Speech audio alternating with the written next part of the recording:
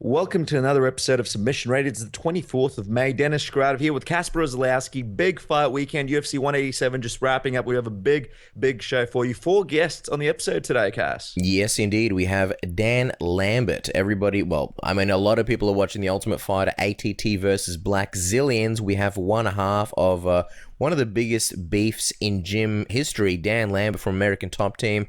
There's a lot to chat to him about. We've got Lance Palmer, the featherweight champion, the World Series of Fighting featherweight champion. And just a little footnote.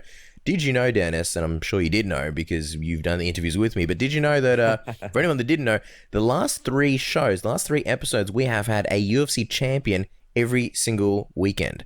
We've had, it all started with Rafael dos Anjos. You know, the sky was angry, my friends. It was a beautiful summer night 3 weeks ago. We had Rafael dos Anjos. Then we had Demetrius Johnson the following week. And then last week we had TJ Dillashaw. So that's 3 UFC champions in a row. We don't have a UFC champion, but like we said, we got Lance Palmer, World Series of Fighting featherweight champion. Then we have Frank Trigg. He recently just got, he's about to be inducted into the UFC Hall of Fame for his fight between Matt Hughes, the second one. And then we also have Hector Lombard. He's a guy that people may not have heard from for a while. I mean, he's going to the Olympics. He's got the ADCC coming up. He's a busy guy. We want to get to the bottom of this whole suspension thing and what exactly, well, not necessarily what happened, but, you know, his views on it now and the changes on the sport as far as suspensions go. I have to say, it's been a really busy week. We've had a lot of things going on here at Submission Radio. A lot of these interviews are actually pre-recorded. I believe Hector Lombard is the only one that we'll be having. Well, I know Hector Lombard is the only one that we'll be having live. Dan Lambert, Lance Palmer, and Frank Trigg, we recorded these a couple of days ago, so they're still fresh. I hope you guys enjoy them. They are really juicy interviews, but yeah, I can't wait to chat to Hector Lombard because I have no idea what he's going to say. Yeah, no, it's going to be crazy, guys. If you haven't, make sure to follow us on Twitter at SubmissionAUS.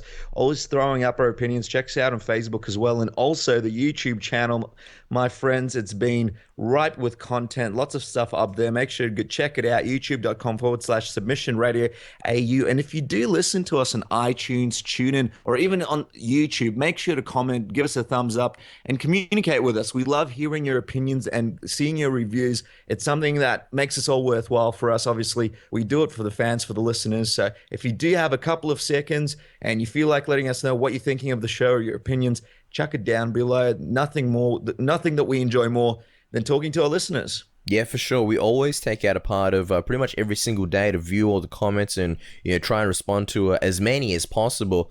We always love those YouTube comments and all the likes and the extra subscribers we get. You guys obviously help grow the channel and you know, inspire us to bring out more content. Like we've been saying for a while now, we do have some fun things planned for the channel and we will be releasing them soonish, as soon as they're basically ready.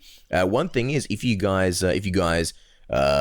feel like it, jump on our iTunes or our Stitcher or TuneIn Radio, especially iTunes. That's the big one for us. Give us some reviews.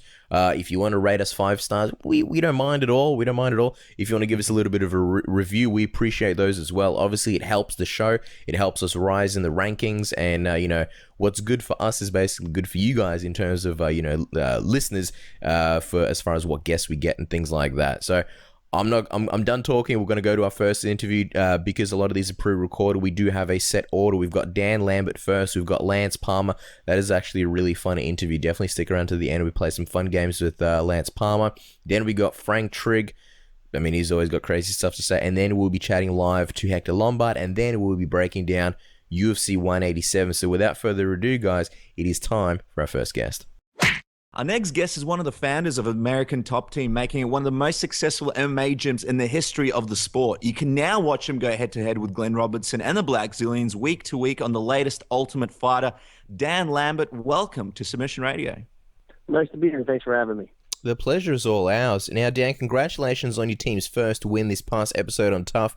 How hard is it to keep quiet about what's going to happen when you have, you must have people approaching you from week to week trying to find out when the first ATT win will happen? Well, it's actually not that hard because the fights were actually in 2 gyms. So most of the people that I'm close with were there at the fights anyway, so they already know what happened. Now let's talk about the season of Tough. It's exciting, fresh, and has given the show a second life. Just wondering, who approached you initially about doing this gym versus gym season, and did you have any hesitations doing it? I actually got a call one night from Dana, pitching me on the idea, and the only hesitation I had is, we try to put our team out in the front rather than individuals, and I've spent probably 20 years staying in the background from our team doing stuff behind the scenes, and I'm not really the front guy on the team, so I wasn't too excited about that part of it. But the challenge of going up against the Black Zillions, a team that's right down the street from us that we're really not too fond of, that was too tempting to turn down. Sure. Now, like we mentioned, first 4 episodes, you guys have lost back to back. How hard was it for you to reset week after week and keep the team morale up? It sucked. I'm not going to try to mince words on it. Having to go to their gym for the first 4 weigh-ins, having to go to their gym for the first 4 fights, it wore on us. And it sometimes when something starts going downhill, it's hard to stop. And the guys, it got to them a little bit, but we've been around a long time, and we've lost more fights than that team has had, and probably will have for the next 5 years. So it's we're not unaccustomed to that, and no matter what happens, we just keep pushing forward and keep trying. We could have lost the first 11 fights, and we were still going to come in like gangbusters on fight number 12. It's interesting because you guys have just obviously won your first fight in the house. Just wondering, did you learn anything from those first 4 fights? Obviously, it's a different structure. It's different to normal fighting. What did you learn from those sort of first 4 fights that you took into this 5th fight? We probably underestimated a little bit the value of the home gym advantage. We kind of went into that thing not caring where the first fight was going to be on the coin flip, thinking, we've got guys that are, going to different states, different countries around the world to go fight in. Well, going 10 minutes down the road to somebody else's gym for a fight is kind of like a home court fight. But the environment in the gyms, it made it tough on the guys. It was pretty daunting. So we may have underestimated that a little bit. But you just really never know how someone's going to react to their first fight in the UFC. People talk about UFC jitters, and some people laugh at it and think that that's just some anomaly or some excuse. And man, I'm just telling you, it's real. I mean, we had in those first 4 fights, we had some young guys that were 21, 22 years old get in there, and then we had a veteran like Steve Carl get in there, and it got to the first 4 of them. And I think, after the first loss and the second loss, maybe the pressure mounted a little bit on the 3rd and 4th guy to get that first win. And it broke a couple of them. Carl even admitted that it got to him and it got inside of his head. And we really needed someone like Hyder, who was he thrives on the pressure. You saw him in the first several episodes screaming and yelling, begging for his opportunity and promising the world that when he got it, he was bringing it back to our gym. So we needed someone like that to step up, and we got it. Yeah, Steve Carl, obviously being a veteran, former World Series of Fighting champion, were you surprised when he didn't bring it home for your team? Yeah, he was really the last guy on the team that I would have expected post-fight to say that the pressure just got to him and it was inside of his head, and it was a mental thing more than a physical. But like I said, that he's been in a lot of fights and a lot of promotions in different parts of the world, and he's been very successful. But it's still his first UFC fight, and those UFC jitters, man, they're real. Now, let's talk a little bit about those times where you guys did have to go to the Black Zillion gym for the fights. I mean, it would have been quite uncomfortable for you guys because obviously they had the whole team there. It was packed. It was the opposite team. We don't see a lot of what happens due to editing. Were there any uncomfortable moments that the cameras didn't capture when you guys would go over there week after week to get these fights happening? I would say for the most part, the guys, the fighters and the coaches on the 2 teams were pretty respectful of each other. There were a few incidents, and a couple that are coming up where there were some more heated exchanges, right after one controversial fight to, not to give too much away, where, at one point it looked like there was going to be a major gang throwdown with 100 people and 50 tough dudes on each side going at it. So, but I think that was pretty much caught on tape. I'm expecting to see that come out. But, for the most part in the house and in the gyms, people were respectful of each other. I mean, there was a lot of loud barking and cheering, but it was more focused, towards, trying to support their own guys more than trying to intimidate the other guys, I think. Sure. Well, I think there was something that you mentioned there in, I believe, the 2nd episode. There was a moment where you and you and Glenn, you guys had a bit of an interaction. How's it been like for you? I mean, the show's filmed over what, like 6 or 12 weeks. How's it been for you being around Glenn so much this whole time? I try not to acknowledge Glenn because I just don't see him as being someone who earned his way into this sport and onto the show as much as he just kind of bought his way in. So I try not to even acknowledge him, in the business when I see him around shows. If I ever bump into him anywhere. At the show, I really didn't have the luxury of being able to totally ignore him, even though my original plan was. But at the end of the first episode, it did not air. But when Hyder and Kamaru started yapping at each other a little bit after Kamaru beat Michael Graves, Glenn ran up and started yapping from inside the cage at Hyder and cussing at Hyder and mean mugging everybody on our side. And I'm just thinking, come on, man, it's just not your role. You're not a tough guy. And then in episode 2, it was the weigh-ins, and he's just staring at me in the weigh-ins like he's ready to beat my ass. And, I think I said he looked like he was Godzilla ready to eat Tokyo. And I just figured I'd call him out on it and say, it's just not you. You don't fit in that picture. Just take the tough guy off and look off your face. I mean, the makeup artist could kick his ass. It's interesting because you mentioned that, Glenn, one of the things that annoyed you about him is that he sort of bought his way into the industry. He bankrolled his way to sort of buy credible names for his gym, is what you said. When did you first realize Glenn was beginning to do this? And did you ever confront him at any point before The Ultimate Fighter about, taking some of you guys and taking some other guys and using his money to buy himself a team like the Black Zillions? I first found out he was doing it. He was, I guess he tells people he was a student at our gym, training at our gym. The reality of the situation was his wife was a student at our gym taking some private fitness classes. So he bought a family membership so he could come and just sit on his fat ass and watch everybody train, because that's pretty much the extent of what his physical capabilities would be inside of a gym. And, when he was there, he kind of liked the way it looked and had this vision of himself, running his own MMA team and owning his own MMA gym. And considering he knew nothing about the sport, had no experience in the sport, never trained a day in his life, the only thing he had was a lot of money. So I got word that he was going around our gym offering money to our top guys and our top coaches to leave and start his own team. So there really wasn't a confrontation. I just simply told our general manager, tell the guy he's not welcome in our gym. Okay. So, we asked him to leave, and when he left, he pulled the trigger, and the guys that he had offered the money to, he was hoping to keep them in the gym for a little while so they could continue recruiting the other guys.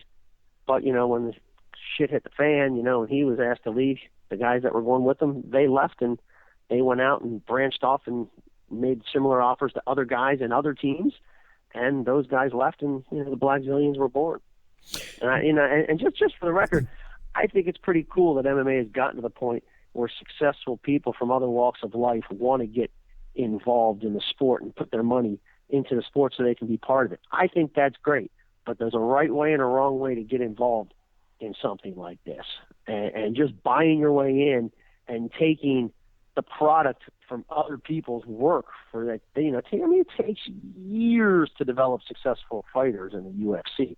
I mean, you have to go through so many fighters to get someone just good enough to get to the UFC. Then you have to go through so many people that you get to the UFC that are good enough to be successful in the UFC. And to let other people do that heavy lifting and go through all those failures and trials and tribulations to get people to that level so you can just come into the back door and say, hey, I'll give you X dollars a week just to wear my patch and go to my gym so I can take the credit for your success. I just think that sucks. Yeah, and it's a valid point about what you said about other people outside of the MMA business trying to get into the industry. When those guys left your gym, did you feel a bit betrayed, and did you ever have any conversations with them about possibly staying with ATT as opposed to jumping ship? A group of them asked to meet with me, which I did. We sat over breakfast, and I looked them in the eyes and said, guys, I don't blame you one bit for doing what you're doing. It's not often you're going to get some guy willing to throw you a lot of money just to stroke his own ego. Go do it. I'll release you from your contracts that you have with us. You're free to go. I will not release him. I'm going to do everything I can to make his life miserable. I think he's a piece of shit, but I have no problem with you guys leaving. would it be nice if you had looked me in the eye, rather than instead of going behind the scenes trying to recruit other guys to lead? Would it have been nice on day one when he came up to you, George Santiago, and said, hey, I'll give you X dollars a month and a car and this and that or whatever he gave him, and just said, yeah, I'll take it, and come to me and say, hey, you know what? Thanks for bringing us over to the United States. Thanks for helping me get legal. Thanks for teaching me how to fight and being there for our first fight and getting me to the level that I'm at. But I got to get off and I got to take it. I said, great. I don't blame you for taking it. It's hard to turn that down. You got to look out for you and your family, and you want to better yourself. Go do it. But don't come to the rest of the gym and try to get them to leave with you and organize this big mutiny. But I've been pretty consistent. I don't blame the fighters for leaving. I mean, how do you blame a guy for taking the deal of a lifetime where at every other gym in the world, you're paying them a percentage to develop you and get you to the level, and they're making a percentage of your income versus getting a deal where a guy's going to pay you money just to come there and train so he can feel good about himself and tell everybody he's like this MMA mogul.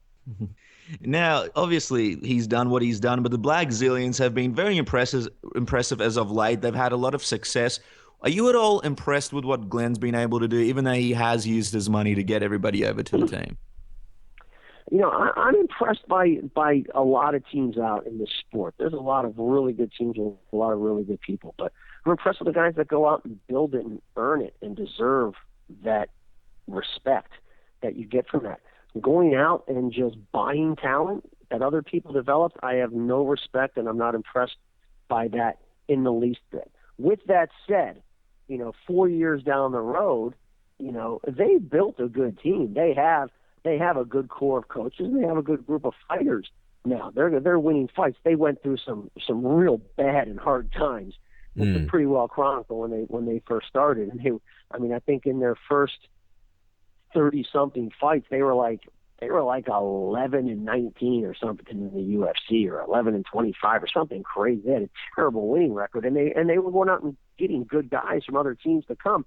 They just had some chaos in their team. You don't just wake up and learn how to run an MMA team, and you just because you're a successful fighter doesn't mean you can be a successful coach. And if you talk to a lot of the guys that run the big teams right now, they're the first to tell you that it's a learning process. I mean, Greg Jackson will tell you that he's, 10 years ago, he didn't know what the hell he was doing training guys compared to what he knows now. Laborio and Conan are going to tell you, man, I'm a 10 times better coach right now than I was 5 years ago. There's a big learning curve in doing something like that. So, they had their learning curve and they went through their tough patches. But, those guys know what they're doing. They've got good fighters and they've got good coaches. So they're certainly worthy adversaries. They've got two guys fighting for titles this weekend in the UFC, which, is I'd like to say that's no small accomplishment. Of course, Vitor Belfort had already been a champion before Glenn paid him money to come train at his gym. And Anthony Johnson was already in the UFC when Glenn paid him money to come to the gym.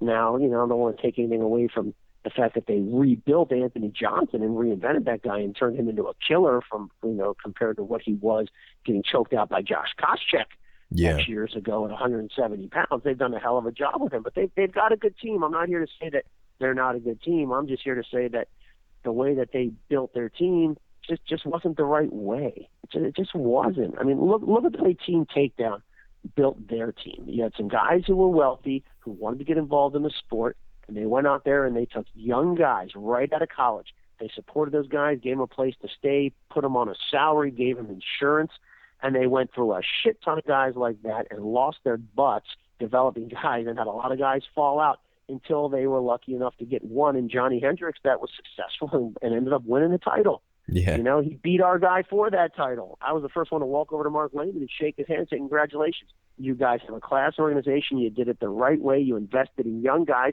and you built something pretty damn good. And now that you got a champion, you should pat yourself on the back and sit back and be proud of it. But if Vitor Belfort wins the title on Saturday night, Glenn didn't build that. Glenn just went out and paid him money so he could do his training camp at his gym so Glenn can have a front row seat and get on Twitter and say, wow, I got a world champion. What did he build in that? Now, speaking of, doing things the wrong way and the right way, in one of the episodes, Tyrone Spong, he gets upset because you guys needed to use the sauna at the Black Zillions gym. What did you think of the reaction? Was it warranted in your opinion? Was there anything the cameras did not show due to the editing process? I guess what they didn't show was that there's 2 locker rooms in the gym, and the sauna in our locker room wasn't working conveniently.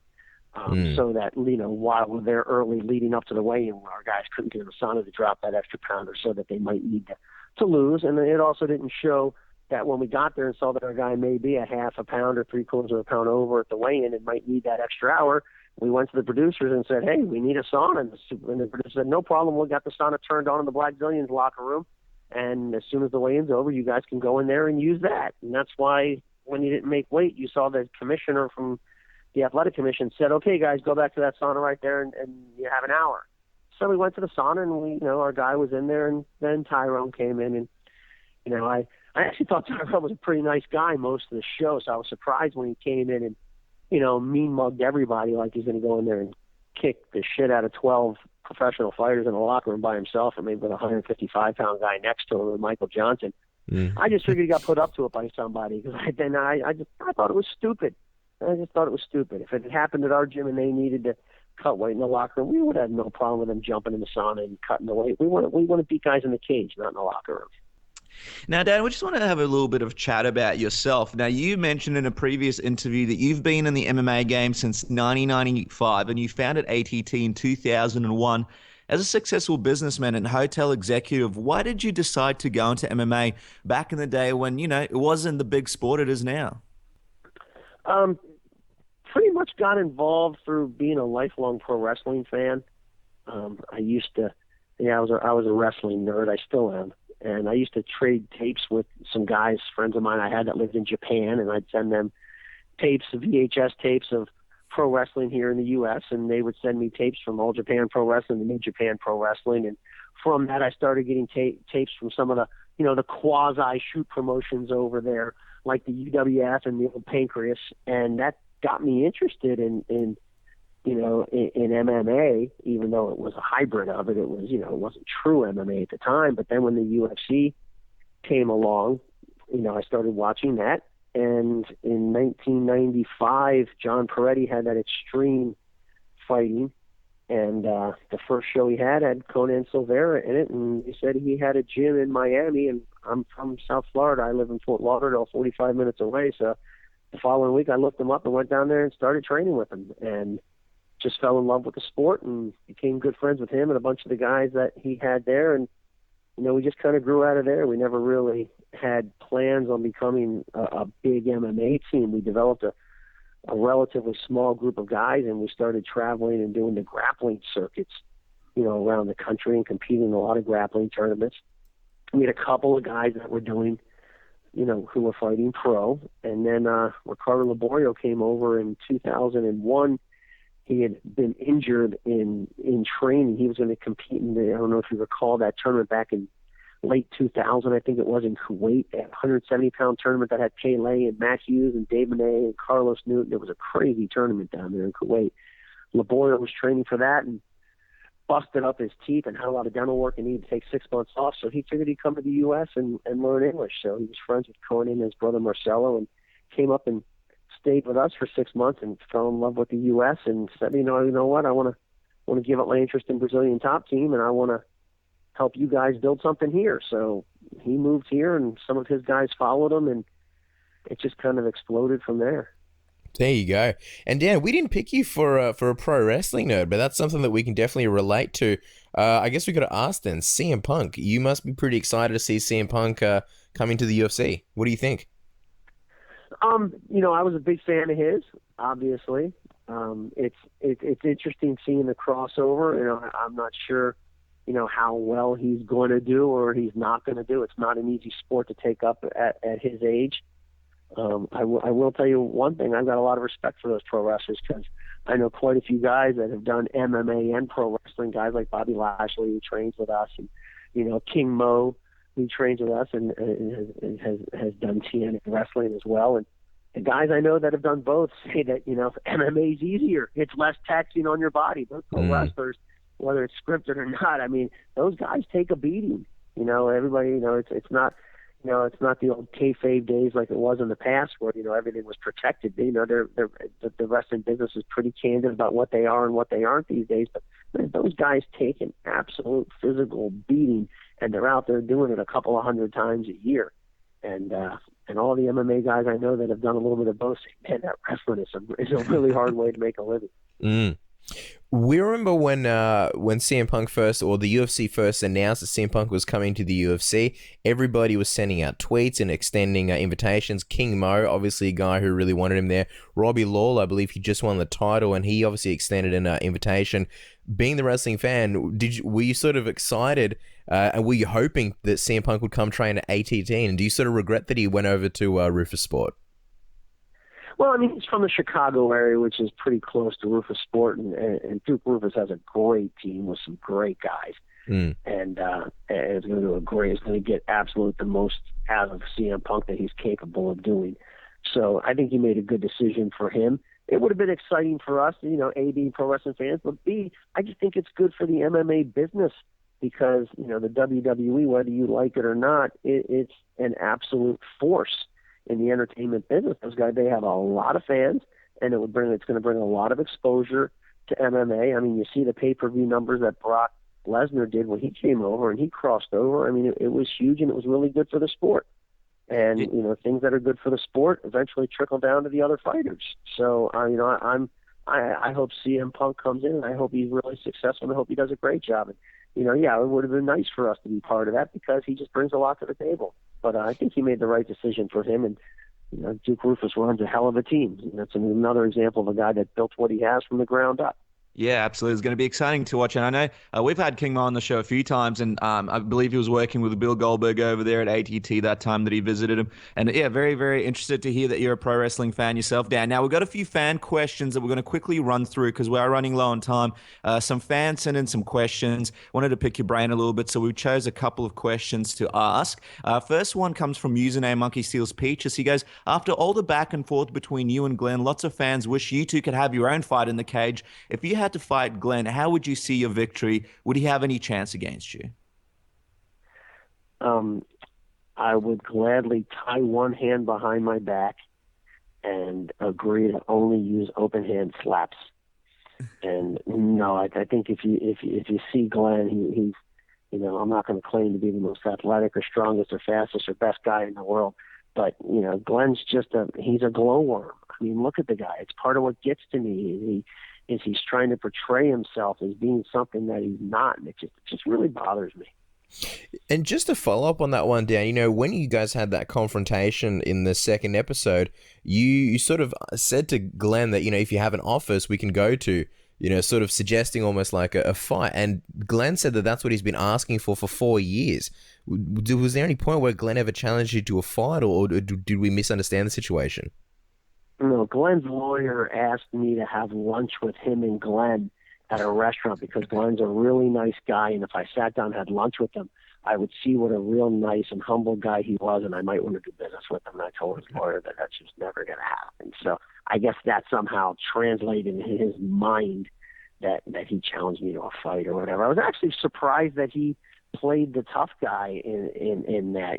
I thought he was going to just try to come across as a real nice, humble dude who cared a lot for his fighters. I was pretty surprised that he tried to play the tough guy, which is why I said, if you're being that aggressive, let's go on your office and talk about it. Now, speaking of caring for the fighters, got another question. Adam Rhodes. His question is, as the founder of ATT, is it difficult for you when you see members being in positions of fighting each other in the UFC, team members, most recently Hector Lombard wanting to fight Tyron Woodley? How do you guys handle that without the team morale going down? I think it's actually a good thing if you get to a point where you have guys that are very successful and multiple people ranked in the top 5 where they eventually are going to have to get together and fight.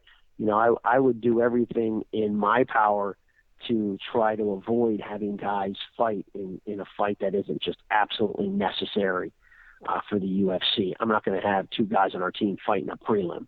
I'm not going to have 2 guys that, a fight that aren't ranked. Why go ahead? There's 112 welterweights signed to the UFC. You don't need my 2 guys to fight unless it's a real important, meaningful fight. If there's a fight that has championship implications, that's why these guys are out there. That's what their dream is.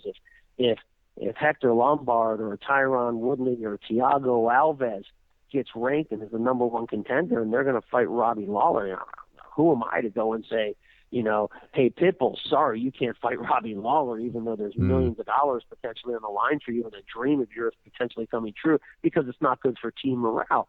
If that happens, and we've had a couple of guys have to fight each other in the past, when it happens, you know, we separate the training. You know, we take the coaches that are closest with each guy. Everybody says good luck, and you coach them up, and they get in there and they fight. And these guys are beating the shit out of each other pretty regularly for free, you know, anyway, during practice. So if they have to fight, and it's a big fight that has, you know, number one contender type implications or title implications, I'm not against it, you know, and just let the chips fall where they may. You know, Hector and T Wood had a little bit of a personal issue. That fight was something that the UFC wanted. They were both ranked, you know, right around the top 5. And, you know, if it had to happen, it had to happen. You know, it ended up not happening, as was pretty well documented. But, you know, I'm not going to be the one to get in the way of a fight like that happening between our guys if it's important and necessary. There's no other way around it to the UFC.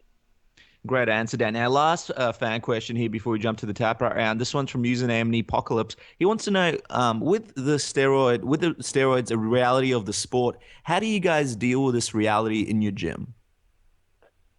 You know, we've been preaching to these guys for years the cons of taking the shortcuts, and you know, I think it's a great thing that the UFC and the commissions are cracking down and getting really serious with their testing. I mean, you know, for a long time there were a lot of loopholes. I mean, it's difficult to catch people when they know they're going to be tested.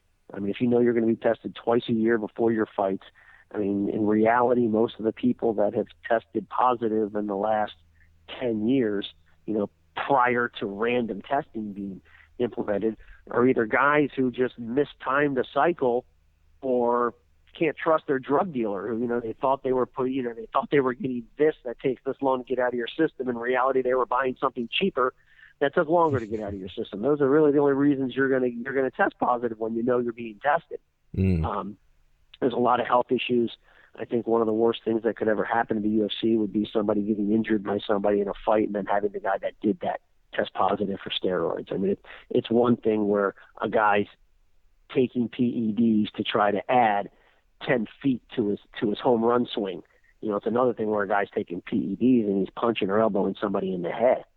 So, you know, we've always taken an anti-steroid stance in our gym, but, you know, fighters are individuals, and, you know, for a long time you had that theory out there that everybody's doing it, and, you know, you hear people estimate what percentage of people have done it in the past, and, you know, what percentage of the people weren't doing it in the past. But I think right now with the new guidelines that the Athletic Commission is putting out for punishment, and with the random testing, and you know, the fact that they're really getting on top of it, and the UFC's taking an active role in it, I think they're going to clean it up, and it's going to go away in large part.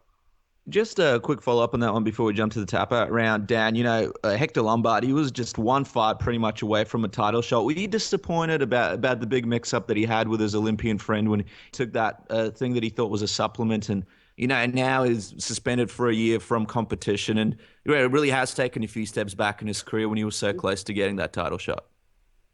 You know, I'm real close with Hector. I love Hector Lombard. You know, he's a really good guy, in addition to being a great fighter. And, you know, I think the thing that hit him hardest when the positive test came out wasn't what it was going to do to his career, or the fact that he was so close to a title shot, or what it was going to cost him monetarily, but it was what the public perception of him was going to be. He's really concerned about that. And, you know, the fact of the matter is, when somebody tests positive, nobody's going to believe you. Period. End of story. I don't care what your story is.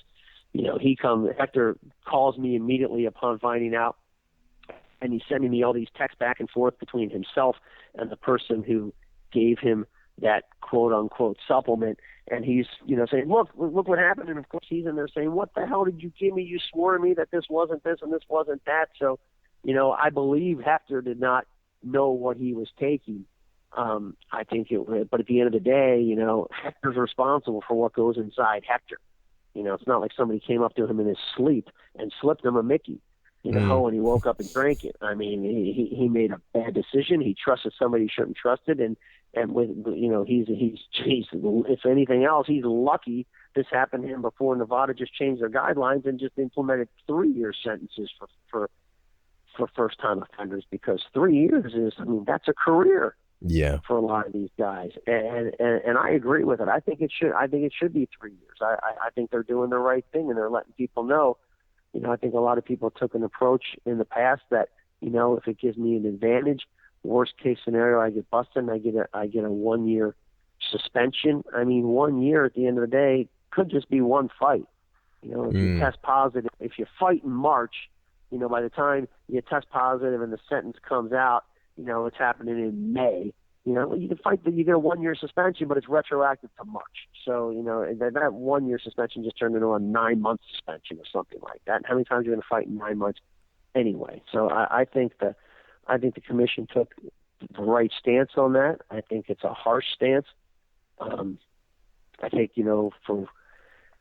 for the people that are willing to take that risk, I think you're going to see some people get nailed, and people are going to see the consequences, and I think it's going to scare a lot of people, and I think it's going to clean the sport up, and I think that was necessary because, like I said before, these guys aren't, they're not taking something to try to add 10 feet to their home run swing. They're taking it to go into a cage to try to hurt people. So, I think everybody needs to be on that even playing field, and I just don't think there's any room in the sport for shortcuts. Yeah, absolutely, Dan. We really appreciate the time you're giving us, Dan. We're gonna wrap things up with what we call the Submission Radio Tap Out round. Bunch of fun questions we throw at you, a little bit more loose, and you answer with the first thing that comes to mind, kind of like a word association. All right. So the first question, Dan, is: you're a black belt in BJJ. What's your favorite go-to submission? Triangle. Have you ever had the urge to get in the octagon for one MMA fight before it's all said and done? It's funny. I've had a million people ask me that. This is a sport for the young people. This is a sport for people who think they can make a long-term run at it and be successful in it. This is, I know a lot of people that have trained for a long time say, I just want to get in there for one fight and do one fight. And I'm just thinking, what's the point of going in there for one fight just to say you got to there fight? If you're not at the skill level or the age where you can make a run of this sport, it's not something you should just jump into for one time just to say I did it. Sure. After all these years of hard work, now what goes through your mind when you see how much ATT means to fighters like Cole Miller with the tattoo, who credit the camp for helping them become who they are today? It's amazing. It's a huge family that's spread, throughout the world, and everybody involved in it. It's a big group of people that are responsible for it, and we're all really proud of it. Finish the sentence. People don't know that I am a complete pro wrestling nerd. They'll know after this interview. Now, did you ever think that MMA would be as big as it is now when you first got into the sport in '95? No, I really didn't. I always thought it had the potential to be. I just never thought it was going to get the exposure it would need to achieve that. At one time I actually had a contract to buy the UFC back in late 2000. From Bob Meyerowitz prior to the Zuffa guys doing it, and I was buying 51% of it for $500,000. So if that gives you an idea of where people thought the potential of the UFC on a worldwide scale was, I don't think anything can tell you better than that. Wow. Do you regret not doing it? Do you regret not getting into it? 100% no, because the reason I didn't end up doing it was because the Zuffa guys came in and kind of took the deal away by making a better offer. And you look and see what those guys did with it. There's not a chance in the world I would have ever been able to get this company or this sport to where they have. And they've changed a lot of lives and influenced a lot of people by what they've done with the sport. Not just fighters. I'm talking about managers, trainers, regular gym owners who now teach MMA and are able to get 150 students in their school rather than the 50 they had before because of the popularity of the sport. Those guys lost a lot of money and risked a lot of money early on, and I think they're entitled to all the success they've gotten as a result of their work. Second last question, Dan. We just want to get your thoughts on Dana White's comments on AKA being stuck in the Stone Ages. Is there such thing as training too hard? It's a really tough question to answer because, obviously you have to train smart. But, these guys are going in there to fight, and fights are 3 rounds, most fights. Some fights are 5 rounds if you're a main event. if you don't train hard, it's tough to go in there and just turn on a switch and start going hard in the fight itself. So there's certain things that a lot of the big gyms do, and I'm sure AK does it as well, as far as, you know, separating guys by weight and trying to control the training to avoid injuries the best you can. But at some point, I mean, these guys are training to fight, and, you know, you got to fight when you're training. I think, you know, AK is obviously doing something right. Those guys, in theory, could have 4 champions by the end of the year. They've got Kane. Cormier's fighting for the belt this weekend. Rockhold's knocking on the door. And, you know, Habib is just an animal at 155. So, you know, I'm sure they train hard. I've never been to their gym. I really can't comment on if they're doing things right or wrong. But if you look at the success level of that team, you look at how many, I mean, we've got 40-something fighters in the UFC right now. And these guys probably have as many guys ranked in the top 10 of the divisions as we do, and they've got like 8 guys in the UFC. It's like everybody they train turns into a champion or a contender. So I've got nothing but respect for those guys. So you're gonna have a hard time getting me to say anything negative about that gym.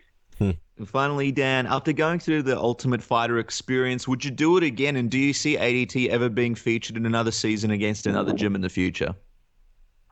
You know, I'm not real privy to how things do in the ratings or how the show's being received, so I don't know if they have any interest in that or not. But, you know, for us, we had a lot of fun with it. You know, it was, you know, towards the end of it, somebody asked me, wow, how happy are you that it was over? I'm like, man, you know, it's an excuse to come to the gym every day. There's fights every 3 or so days, you know, that we're going to, and we're just doing what we do and training the guys. I feel kind of like a kid who's in Disney World with his parents on vacation, and vacation's getting ready to end, and I don't want to go. So we had a lot of fun. It was a blast for us and the guys.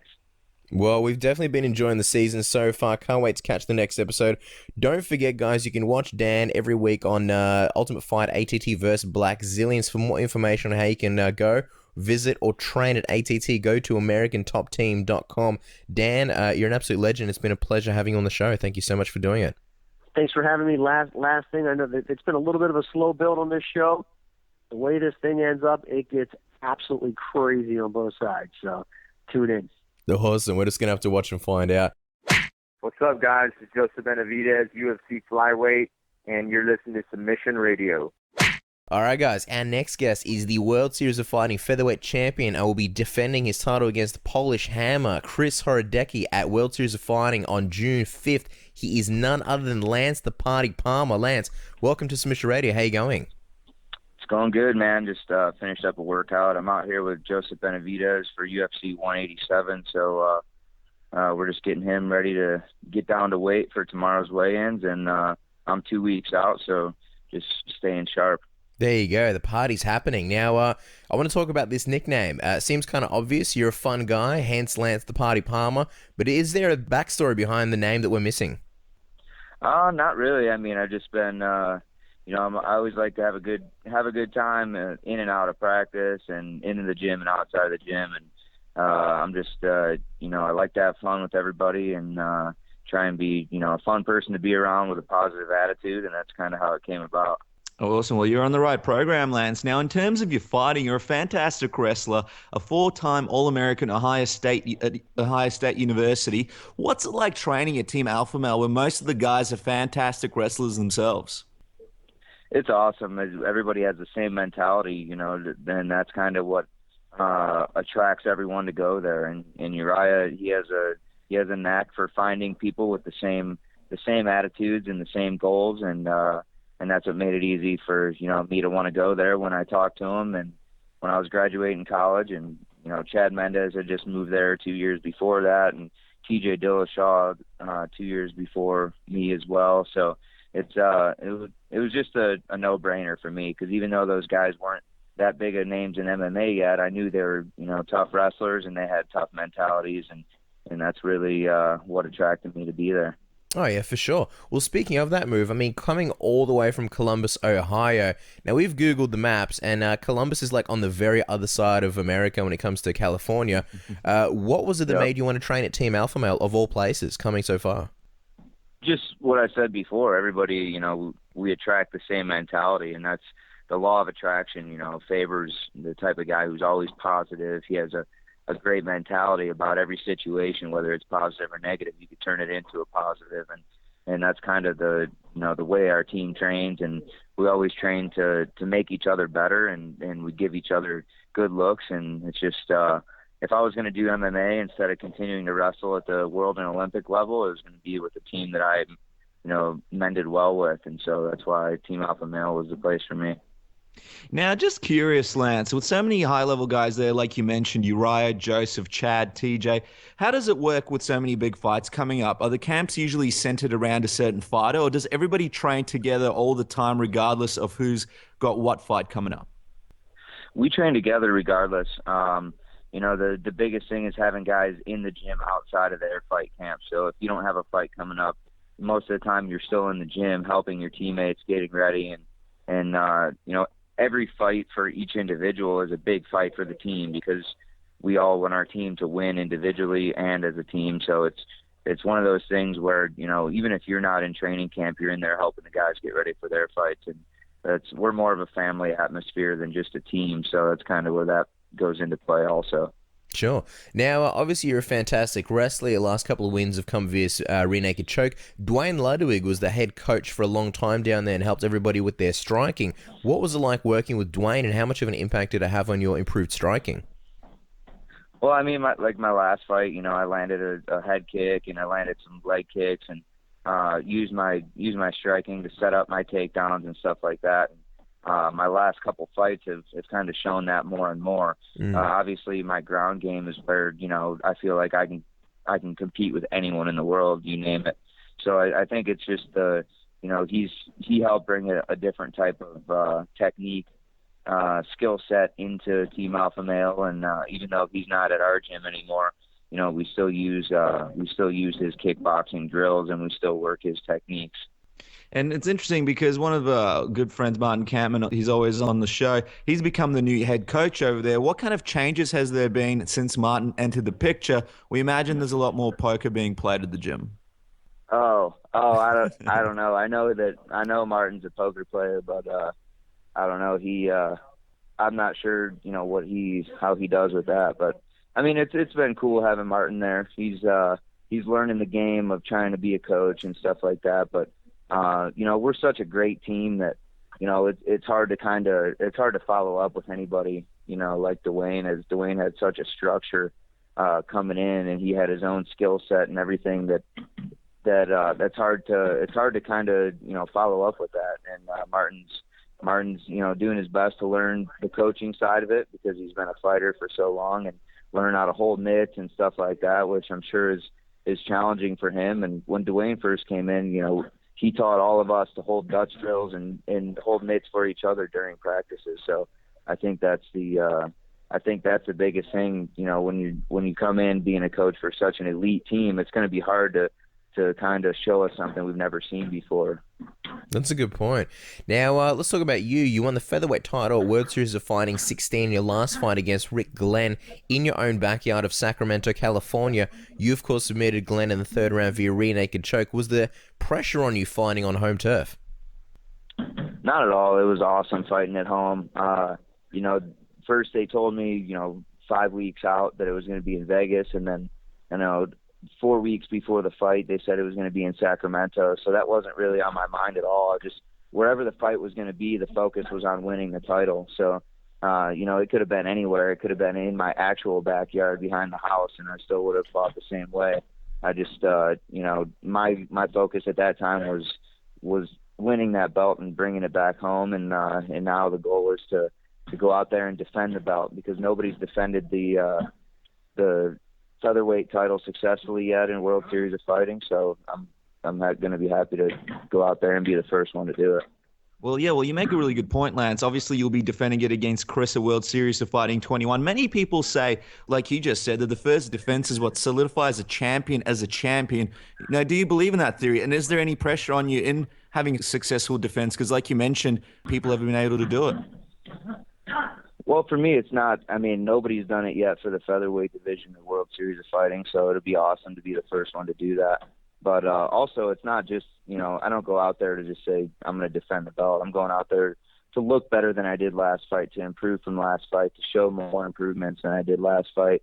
and just, go out there and put on a great performance too. Each fight for me is about winning. My mentality is to go out and win no matter what it takes. And, the belt's just a bonus in the whole equation. Now let's talk about Chris. What sort of weaknesses do you see in the Canadian, and what are some flaws in the game that you think you can take advantage of? I'm not going to get into it too much, but there's a lot of things that my coaches see and that I see, and he's been in the game so long. He's got a lot of habits that that are going to be hard to break if he even is trying to break those habits. So there's a lot of things that I see, a lot of openings that I see, and I look to capitalize on them. It's interesting that you mentioned that he's been in the game for so long. Obviously, he's had almost 30 fights. Do you think his experience will be a factor at all as a benefit to him?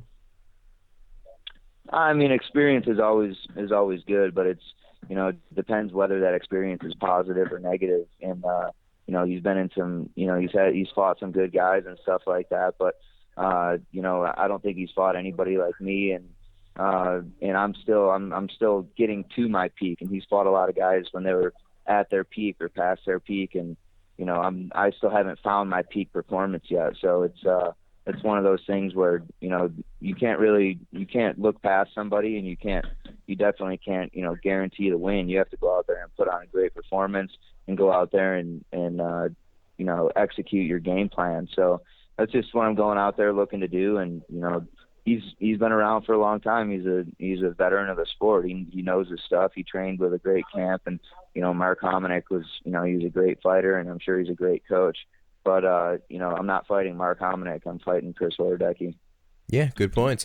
Now, your last fights have come at about 6-month intervals. As a young guy in the sport, how are you finding the schedule?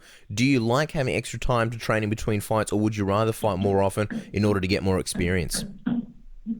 I think either way is fine for me. I'd like to fight more often, and, it's a career. So as long as I'm making money each of those 6 months, that's fine.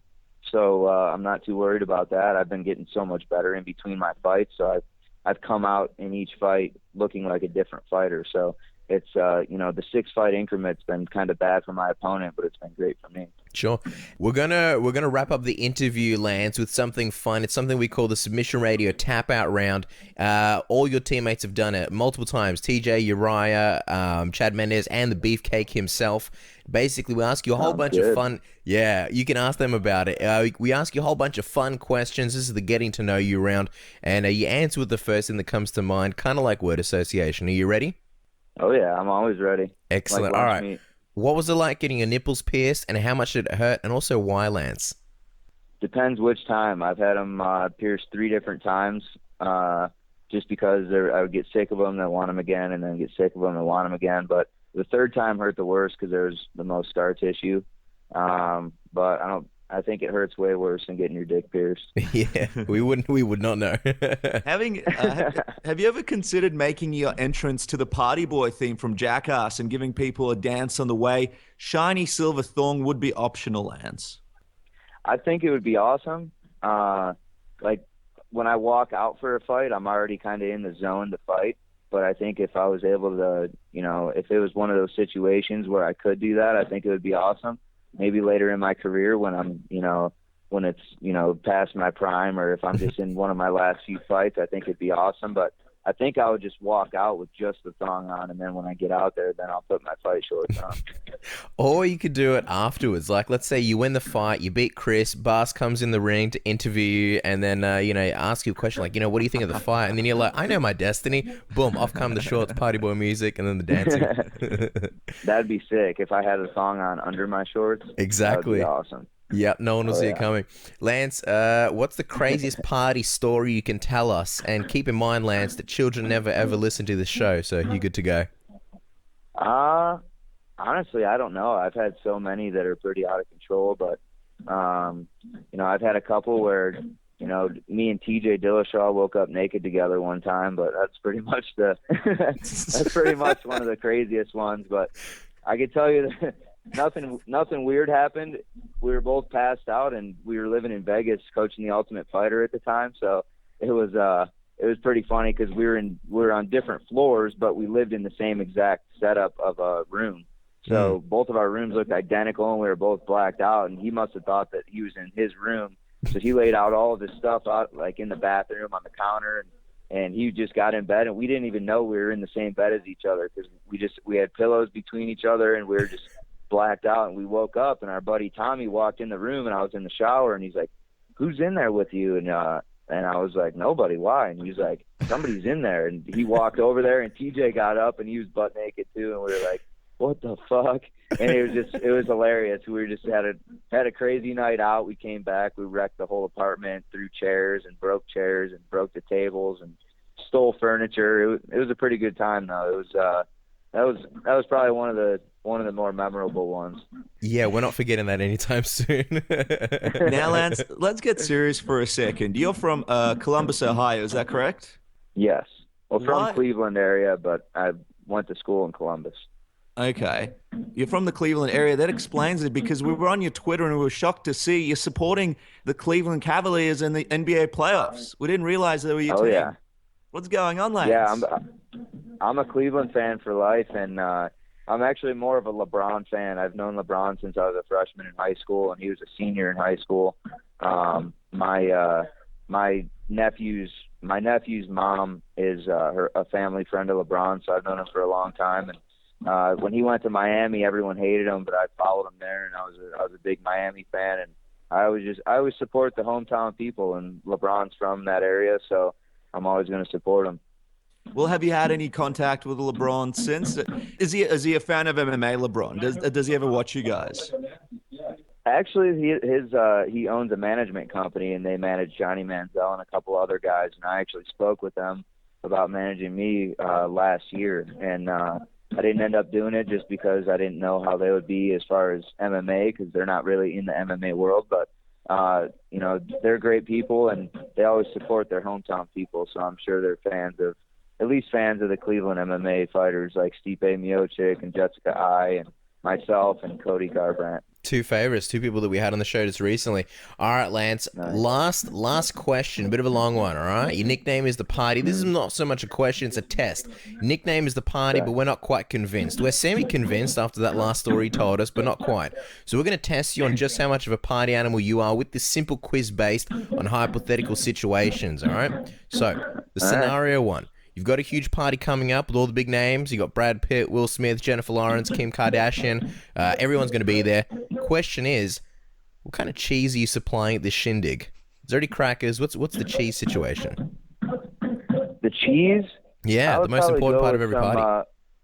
I would go with some pepper jack. I'm a pepper jack guy myself. Maybe some pepper jack, some Monterey cheddar. Try and get some of that going with the crackers, but I don't think anybody would be worried about the cheese and crackers if Kim Kardashian's ass was walking around the party. I disagree. I think it'd be dead even. I think people will be like, do I go see Kim? Do I go see her ass, or do I go get the pepper jack? I've heard good things about the Gouda. All right. Yeah, I mean, I'm sure they'd want to see what her Famunda cheese tastes like, but I don't know. We'll see. All right, doing well so far. Scenario 2. It's a party in California, so of course there's a pool involved. Guests are free to swim, dive, skinny dip, and even eat in the pool like the guy from Juice Bigelow. The one thing the guests will not be able to do is run near the pool, Lance. No running, all right? It's dangerous, and it's a breach of occupational health and safety. Lance, we want to know, how many signs do you have set up around the perimeter to advise guests that running will not be tolerated? How many signs? Yeah. Can't run around the pool. I wouldn't put any because people are going to be dumb enough to run anyway, so I probably wouldn't put any out there. I would just make an announcement, no running by the pool. If you fall and bust your ass, it's your own fault. But most people I'd let the chicks run around the pool, because then if they fall and the titty flops out, it's fun for everybody. It's true. It's fun. Health inspector wouldn't like it, but it's fun.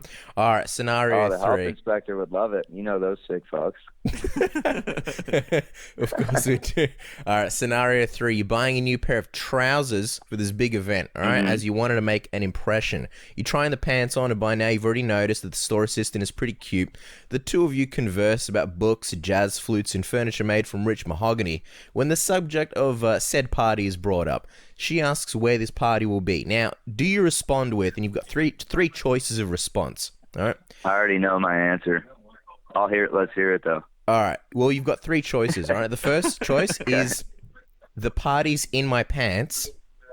There it is. The second choice, hang on, the other two are the party is within my pants, or C, the party is in and around my pants? Which one do you choose? I wouldn't say it's in and around my pants, because I would say that if the party was in and around her mouth. Yep. So I would say the party is within my pants, and my pants would be tight black leather jeans so she could see the outline of my junk. All right, it's true. You are officially a party animal. Dennis, where can the good people follow Lance on Twitter? They could check Lance out on Twitter. Before we jump to that, Lance, as we wrap this up, we have to get serious once again. Of course. For everybody listening there at home, give us the prediction. How are you winning at World Series Fighting 21? How are you defending your title? How's the victory going to come?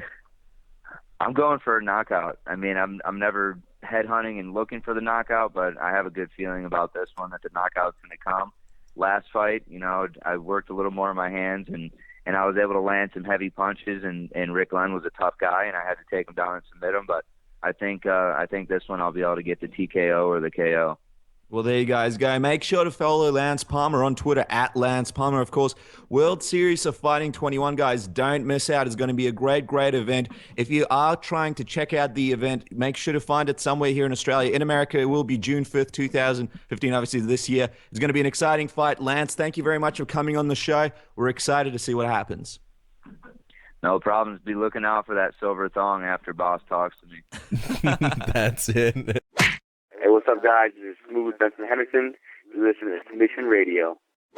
Alrighty, guys. Returning to Submission Radio is an MMA legend that's fought in pretty much every major organization, including Pride, the UFC, Rumble on the Rock, Judo, Strikeforce, BAMMA, and even Vale Tudo Japan. He will soon be inducted into the UFC Hall of Fame for being part of one of the most exciting fights in the company's history. He is none other than Frank Trigg. Frank, welcome back to Submission Radio. How are you? Good. Thanks for having me on. I appreciate it, guys.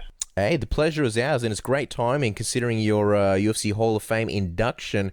The UFC recently decided to revamp the way inductions work, and you'll be getting inducted as part of the classic second fight between yourself and Matt Hughes. First of all, prior to this happening, did you ever expect that you'd be inducted into the UFC Hall of Fame?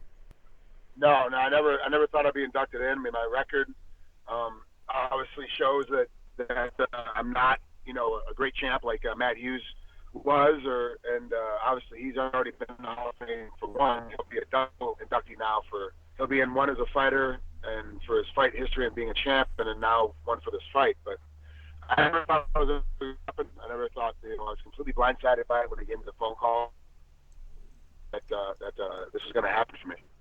Sure, Frank. Now, let's talk about how it feels. How did it feel for you when you realized you'd be inducted into the Hall of Fame, and possibly the most prestigious Hall of Fame in MMA for fighters? It hasn't really set in yet. It's still kind of surreal. I didn't even know about it until about 4:00 on Tuesday night, and about 5:15 or thereabouts they announced it on Wednesday night. Karen Bryan announced it on UFC Tonight, and I felt, it still hasn't set in much, and really it's just been kind of a whirlwind. But to be honest with you, I don't really know what's happening. I don't really know what's going on. I've been told I'm in the Hall of Fame. I've been told I've got some stuff I have to do the week of the Fight Expo in July. But other than that, I don't really know what else is going on. They've obviously, UFC has been great enough to make the announcement and let Matt and I both know that our fight's going to be in the Hall of Fame. But I don't know anything more than that. So it really hasn't really set in much, and it's really, so far, been the same conversation I've had about this fight since the fight happened. Oh, wow.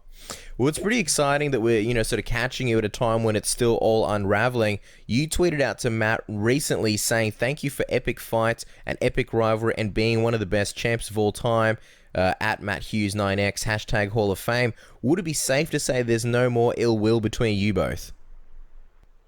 There never really was. It was all made up. It was a rivalry set because when the UFC was squared away back then, there was only 8 fights a year. I was doing almost 4 fights a month, so it was a different ballgame. You had to have a face, you had to have a heel. Matt was the champ. He gets to play face. He's not much of a talker anyway publicly, and I am, so I played the heel, and we sold it off. It was a rivalry to set people to want to buy tickets, want to see us fight, and that's just kind of how it worked out.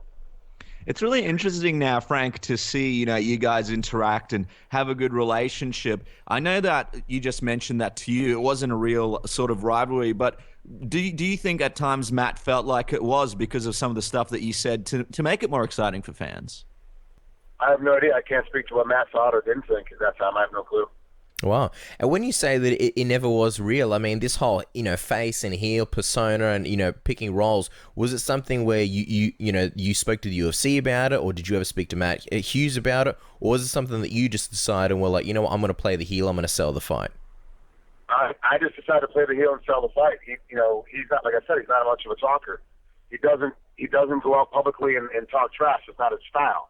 His style is very quiet and very humble, and he goes in there and does his job and beats. And I had to get people to want to watch these fights and want to buy tickets. So one of us had to talk to him. So I ended up, because I enjoy speaking, I enjoy the public aspect of selling stuff like that. So I went out and chose that role on my own to do it, and it seemed to work. Now, when you were in the UFC, you had some really good rivalries with Matt Hughes, Matt Serra, George St. Pierre. You mentioned that you were selling the fight, and most of those weren't real. Were any of those personal to you, Frank? No, to me, it's always been I've never been one of those guys that has to hate my opponent and have to, beat him up, have to hate him, hate everything about him, and try to fight him. I was always one of those guys. It's all about business. It's all about trying to get the next meal on the table for my kids and trying to provide for their housing and provide for their college funds. So for me, it was always a business. I never really, there's a multitude of fighters that don't like me, but there's no fighters I can really think of on the top of my head that I don't like. I mean, I like some of the things that some of the fighters do outside the cage. I mean, I like some of the things of how they act or how they conduct themselves, but those things don't really affect me. So I kind of separate myself from that kind of mindset. So I don't, there's no real rivalry between any of us, to my knowledge. Wow.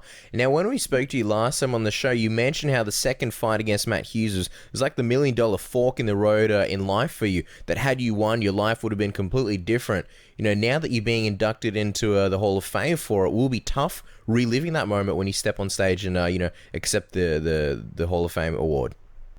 Well, no, because now, like you said, the UFC Hall of Fame is the most prestigious Hall of Fame in mixed martial arts. It's one of the most prestigious Hall of Fames of all Hall of Fames. I mean, of course, you go against boxing and football and basketball and hockey, you have a longer Hall of Fame for those. So ours is, the UFC Hall of Fame is newer, but it's a very prestigious Hall of Fame.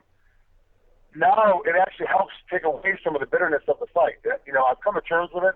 It's a piece of history. I lost the fight. I lost to Matt twice. He was the champ, and I couldn't defeat him either time, and that's the reality of those fights. And now it kind of takes away with, like, hey, I can say, for the rest of my life, I will always have my business card. For the rest of my life, it will always be in my bio page of all my social networks and my bio page on Wikipedia that right now I am a UFC inductee in the Hall of Fame.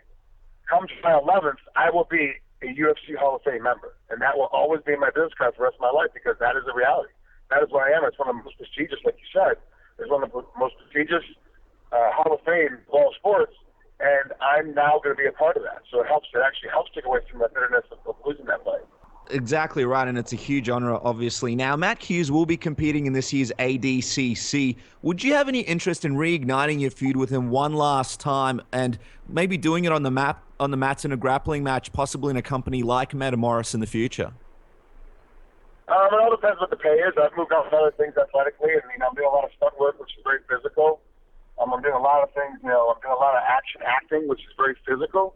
So it has to be, the money has to be right for me to stop and just concentrate on get ready for a grappling tournament for 8 weeks to be able to compete, try to compete that way, because it takes away from me being able to do movies and me being able to do television shows, and it takes it's a big chunk out of my paycheck if I'm concentrating on trying to do something like that, like Metamoris or one of those grappling matches, versus spending time on NCSLA or spending time on the bridge or spending time on Murder on the First or Hawaii 5-0. Like, it takes money out of my pocket to do that. So if the money was right, I would definitely sit down and think about it, but I have no real desire to compete again in that kind of stage. I've kind of accomplished everything athletically. I competed for a very long time at a high level, super high level, from an age group from about 10 or 11 years old. I was always at the top level of my age group in competition, and was that way all the way through until I retired from mixed martial arts. So it was a very long time. I retired about, I was about 39 at the end of my 39th year. So we're talking, really about 23, 24 years of high-level competition. That's more than enough competition for me. Like, I don't really need I'm super competitive anyway, but to physically compete like that all the time now, I can spend my time better off doing other things. But like I said, money talks. If somebody comes in with the right amount of money, I definitely can sit down and have a conversation. Yeah, absolutely. And it is something that we spoke about last time when you were on the show, how you were doing more acting and especially stunt work. When it comes to Hollywood and acting, we sometimes feel like the stuntmen have the most fun out of anyone. Any crazy stories or experiences while doing any stunts recently, or anything dangerous that you've had to do?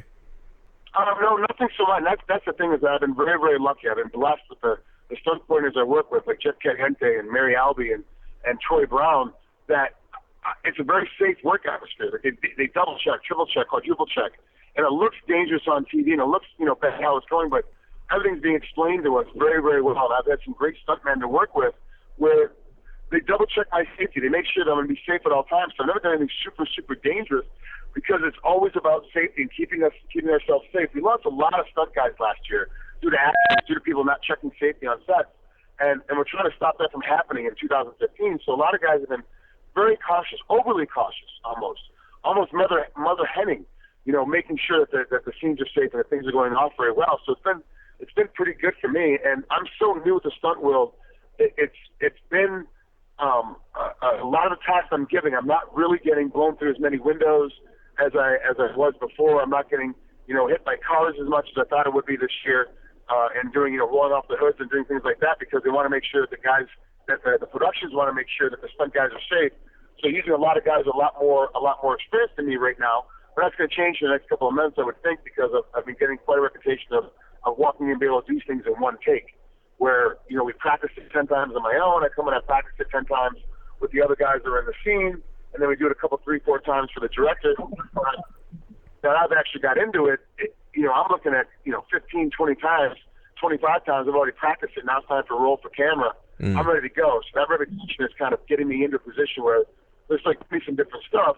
But right now it's been very safe. I haven't really had too many crazy stories to talk about, because it's been super safe and super controlled, as it should be, because it is a very dangerous job, and what we do is extremely dangerous and very hard, and you have to be super educated and very diligent in making sure the harnesses are connected and all the safety gear is in the right place and everything goes across well, because someone can get hurt, and in acting, someone gets hurt by accident. They take a punch to the head or do whatever, but when you're blowing through a window or getting hit by a car, there's a lot of danger that can happen, or falling 20 feet or higher out of a helicopter, or falling off of a balcony. There's a lot of pain that can happen if you land that incorrectly. You don't take care of yourself. So I'm very lucky with the guys I've been working with to make sure I'm safe the entire time. Yeah, absolutely, Frank. I mean, we had Bas Rutten on the show talking about how he hurt his neck doing stunt work, doing a fight scene. So, yeah, it's very real and very dangerous. Just wondering, what goes into being, a stunt person in movies? Because obviously you've got a very strong background in martial arts. Judo, there's a lot of break falling and stuff like that. But what kind of stuff did you have to learn to become a stuntman? Or is it just something that you went into naturally with your background in martial arts? There's nothing natural about being a stunt guy, especially when it comes to, or like I said, getting shot through a window or catching squibs on your chest, which is where when you're getting shot at, there's an explosion of blood that comes off the guy's chest. It's a squib. But it's a little explosion that happens on your body. So you're having stuff explode up. There's nothing natural about that or easy to get to. A lot of it is being explained and having, like I said, good stunt coordinators and good stuntmen around you and stunt women around you to explain to you what's going on. But the other thing, too, is realizing, what is my limit? Like, I know that I'm not going to be a guy jumping out of high falls. I'm not going to be doing 30-foot or higher high falls. That's not my game. It's not what I'm going to be doing, jumping out of stuff and dropping people. That's not something that I like to do, or something that I'm an expert in. Where I'm an expert in is fighting. So I do a lot of fight scenes, and the fight scene is different. It's a lot of wide-open punching and punching for camera, making the angle look like it's a real hit without hitting the actor, making sure the actor is safe while I'm throwing these punches, and making sure that I react when I'm getting kicked. It is difficult. It's a lot different. It's a little, and you have to study quite a bit, and I have that. I have every week taking classes on how to fall, how to make my fight scenes look better on camera, and I'm doing a lot of stuff where you're trying to learn different things. Like I'm really interested in fire burns, so I'm trying to learn how to have that gel applied and get lit on fire and run through crowds that way on a full embalm. And I'm really learning how to fall downstairs. There's a special technique to falling downstairs. There's a special way that you take a hit by a car that's going to be safe or safer than it could be, but it's also, too, like I said, making sure the right safety gear on. So I'm outside and I'm landing hard in the concrete, have the right elbow pads and the right shin pads on, and the right back pad to make sure I land on my butt or land on my back, but everything's going to be safe. Sometimes it's difficult in the gear that you're wearing is restricted when you can't have that much hard gear underneath, so you use soft padding, and that doesn't take the blow as much as a hard pad, and so you have to kind of play around how you land and how you do things, but none of it's really natural. It's really difficult. It takes a lot, but that's what really interests me, is that there is so much to learn about being a stuntman. There's so much to learn about angles and looks and feel of how to do things correctly, and I'm really just embracing the process of learning how to do everything. Man, that sounds crazy exciting, Frank. And if you do have a, I don't know what you call it, but with the gel where you set yourself on fire, I hope you give us a sort of behind the scenes like on your Twitter and show us how that's all coming about. Now, one of the biggest reasons why you're doing stunt work and acting is obviously because it pays a lot better than MMA or, say, open up your own gym or doing grappling competitions. Speaking of the whole money situation, the game has changed a lot since you were last in the UFC. And as you know, the UFC brought out the Reebok numbers and the fighters aren't too happy. Just wanted to get your opinions on that because, Donald Cerrone, he's mentioned he'll be losing about $60,000 a fight. Brendan Schaub will go from making about $100,000 to around $20,000 in sponsors. What do you think of this deal and this new change, heading into in MMA or at least the UFC? Well, I mean, the first thing, complain about all they want. Then they don't like it, then leave. Go someplace else. You don't get what you deserve. None of us get. Athletes don't get what they deserve. Every athlete deserves at least 2 or 3 times more than they're actually getting paid from their promotion or from their team or from whatever. The reality of it is, you get what you negotiate. And these guys are negotiating, and this is part of the negotiation deal, that these Reebok deals is part of their deal, part of the contract now. You guys like Josh Barnett, who's fighting this Saturday, I talked to him when I interviewed him for MMA Oddsbreaker. He's like, it doesn't affect him that much. This will be his 12th fight in the UFC. He's going to get about $20,000, I believe, around for the Reebok deal. The chance to get $40,000, he gets like $10,000 or something. I forget the number.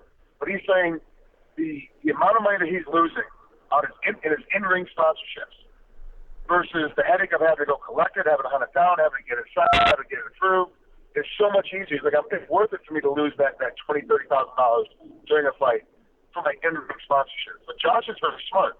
And what he's done is that he's found a way to make money with these sponsors outside the cage. Because a lot of his, Josh lives in Salt Lake City, Utah.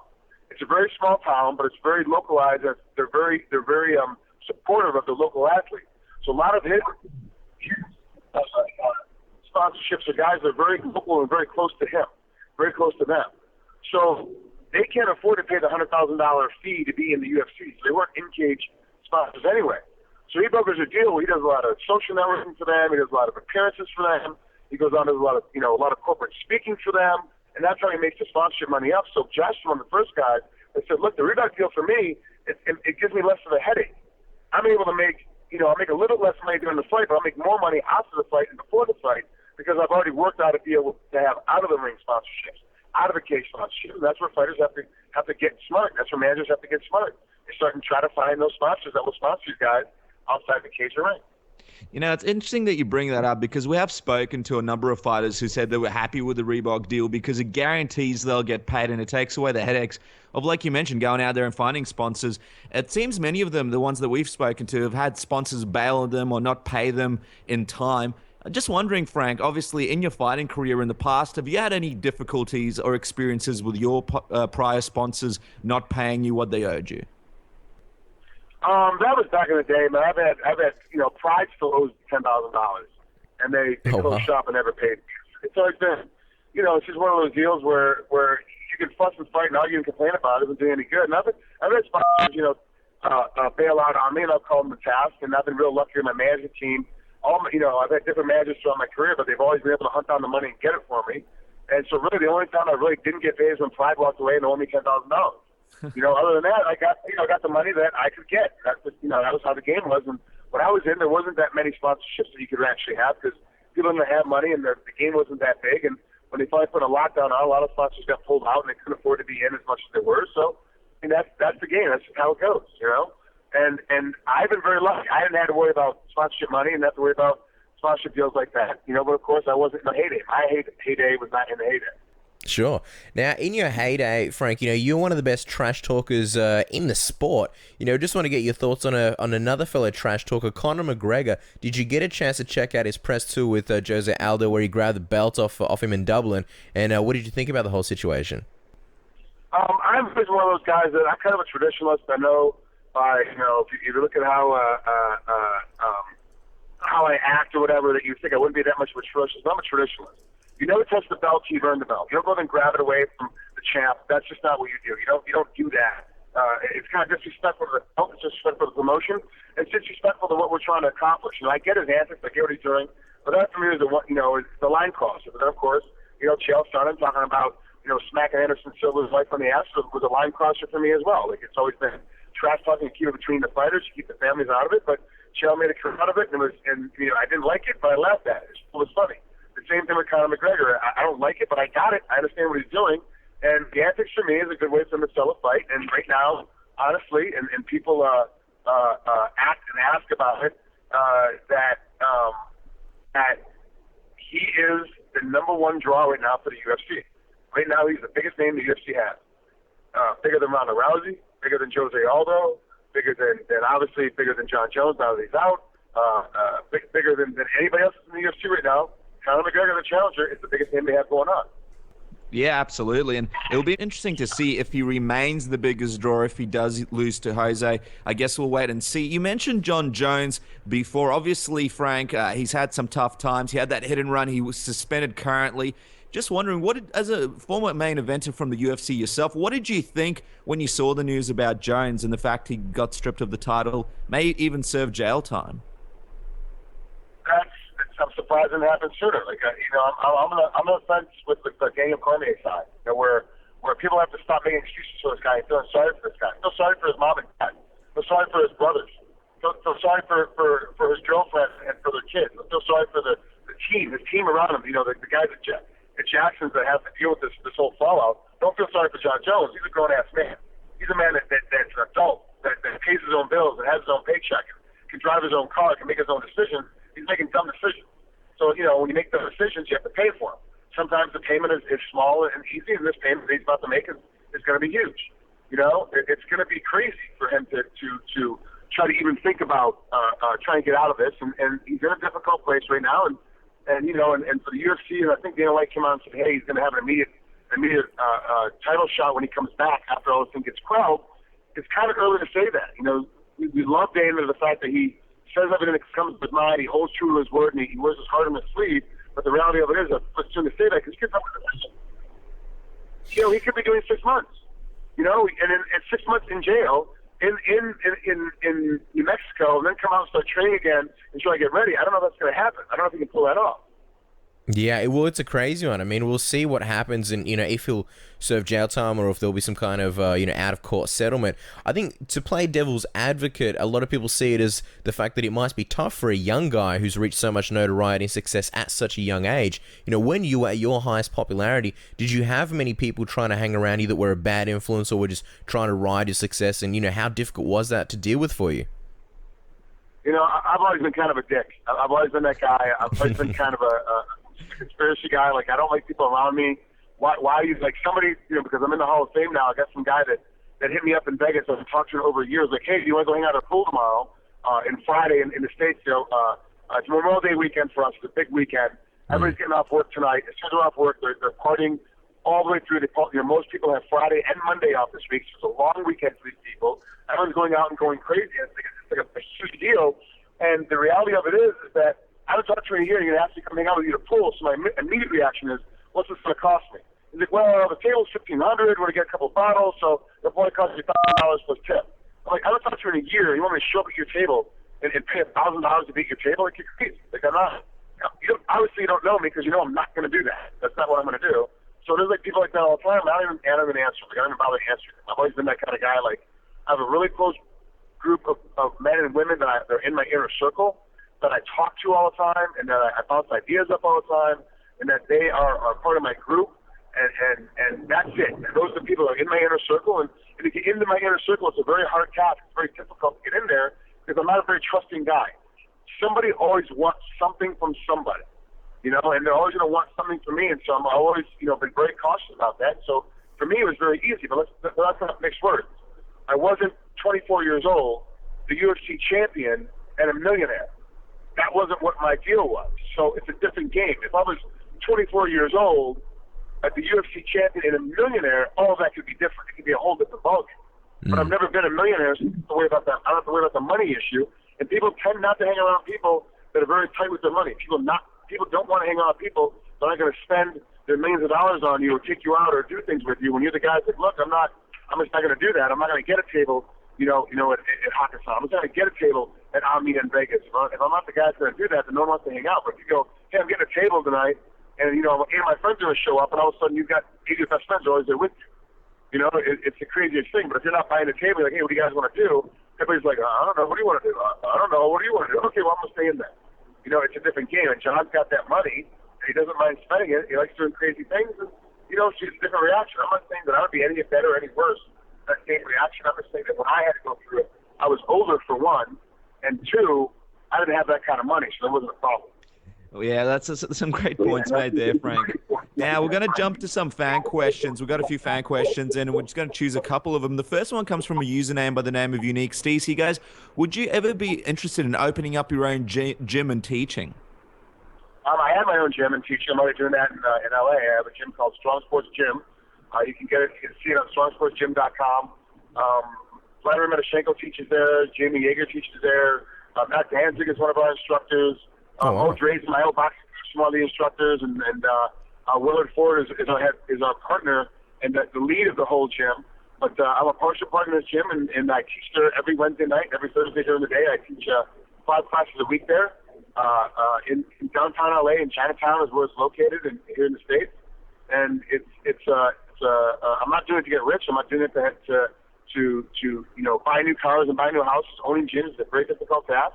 Anybody that doesn't believe it, ask Randy Couture. You know, it's a very difficult task to own these gyms. It's very hard to make money from these things. There's a lot of good team members, a lot of good teammates to make these things work. And for me, I'm doing this because I love to teach. I love to teach grappling. I love to teach, MMA cardio, and that's what I like to do on Wednesday nights and Thursday mornings. And that's what I've been doing. You know, I'm not doing it for the income for sure. Just like the reason why I'm reffing so much right now. I'm reffing a ton. I've reffed the last 6 weeks. I've reffed 4 times. The last 6 weeks I've reffed 6 times. I've had a couple of doubles on some of the weekends, and like this weekend, because the UFC is actually in Vegas. I'm going to the UFC this weekend. So there's this weekend off I'm reffing, but I'm reffing twice next weekend. Wow. I'm not doing it to get rich. We don't ref aren't getting rich. I'll make a couple $100 every time I ref, and and sometimes I got to ref, 8-10 fights that night, and if it's in California, I have to judge as well. I have to judge another 8 or 10 fights that night for the same $200. So it's not like I'm going to be making any kind of money that's going to write home to mom and dad about. It's very limited funds. It's very small funds, but I love it, and I'm doing it because it's my love and my way to get back to the sport and my way to advance, martial arts and mixed martial arts as a whole. Absolutely, and that's super impressive. One more fan question, and then we're going to do the tap out round. Frank Bokel J wants to know, what was the hardest fight in your career? Well, the hardest fight, obviously, in my career is the Matt Hughes fight, part 2, the one that got me into the Hall of Fame, because that's the fight I have to relive. Every single time I talk to anybody, anytime I go around anybody, that's the fight that they find, or the fight that happened in MMA, and they don't want to start watching mixed martial arts and watching as a whole, or the fight that really brought them, that they thought I won and lost, or whatever. Everybody that talks to you about that fight has to hit it. So that was the toughest fight for me, because I have to relive it all the time. But the reality of it, the toughest fight for me, like personally to be in, and physically after the fight was all said and done, everything was over, was the fight with Robbie Lawler. That was the fight that almost killed me. That fight was the fight that, now being around, when I had to sit down with Big John McCarthy and go over, hey, this is what happened during this fight, this is what went on, like what was the actual result of it, and like going like, hey, this is the rep that you almost died in. Like this is a very hard fought fight. That for me was the toughest fight physically. Like I lost my vision in my left eye for a period of time. Like I had no peripheral vision for almost 8 months. I lost vision for a while because my eyes were wide open when I took that last punch. My brain never really fully functioned. There's still pieces of the fight that I don't remember internally. Like from me actually being in the fight, there's pieces of the fight that I only know from watching afterwards. That was the toughest fight for me physically. Yeah, no, it was a brutal fight, and definitely something fancy to go watch if they haven't watched yet. Now, Frank, we're going to quickly do the tap out round where we throw some fun questions at you. You answer with the first thing that comes to mind. Are you ready? I'm ready. Shoot me. All right, man. The beard is officially out of control. Any plans on taming that bad boy anytime soon? No, the reason why I have it is because it gets me jobs not working acting. I keep the beard going until somebody tells me I have to shave it off for a job, and right after I'm done with that job, I go right back to growing it out again. It's the one reason why I got back on a Y50, and the reason why I got an NSAC in the States, because I have the beard. There you go. Bless the beard. How often, Frank, do you lose your keys or phone only to find them in your beard days later? Never happened, not one time. Funny question, but no, it's never happened. I'm a little bit OCD. Like every athlete is a little bit OCD. I know where my keys are at all times, where my wallet is at all times. Stuff that's important, I know where my backpack is at all times. Things that I use daily that I know where, I know exactly where they are. I put them in the same place. Every time I walk in the house, I put them in the same place. Like when I'm out and about, like I know where they are at all times. You're going to have to teach us those tricks of the trade. Now, any plans on growing out that beard till Christmas, dyeing it white and doing some stunt work for Santa Claus? I'm not fat enough, so I can't do Santa Claus. Yeah, that's true. Out of the following people, Frank, who do you think needs to grow out a trial beard the most? All right, we're going to throw some names at you. Bruce Buffer, is he ready? I'm sorry, grow what kind of, say it again, grow what kind of beard? A trial beard, like a test beard. Well, I think that every man at some point in their life should try to grow a trial beard. But Buffer, I think, is image, and for how prissy he is, I don't think you can pull off a beard at all. I don't think you can pull it off. It just wouldn't look right on his face, and then I don't think he can wear it well. He doesn't have a face that can wear a beard well.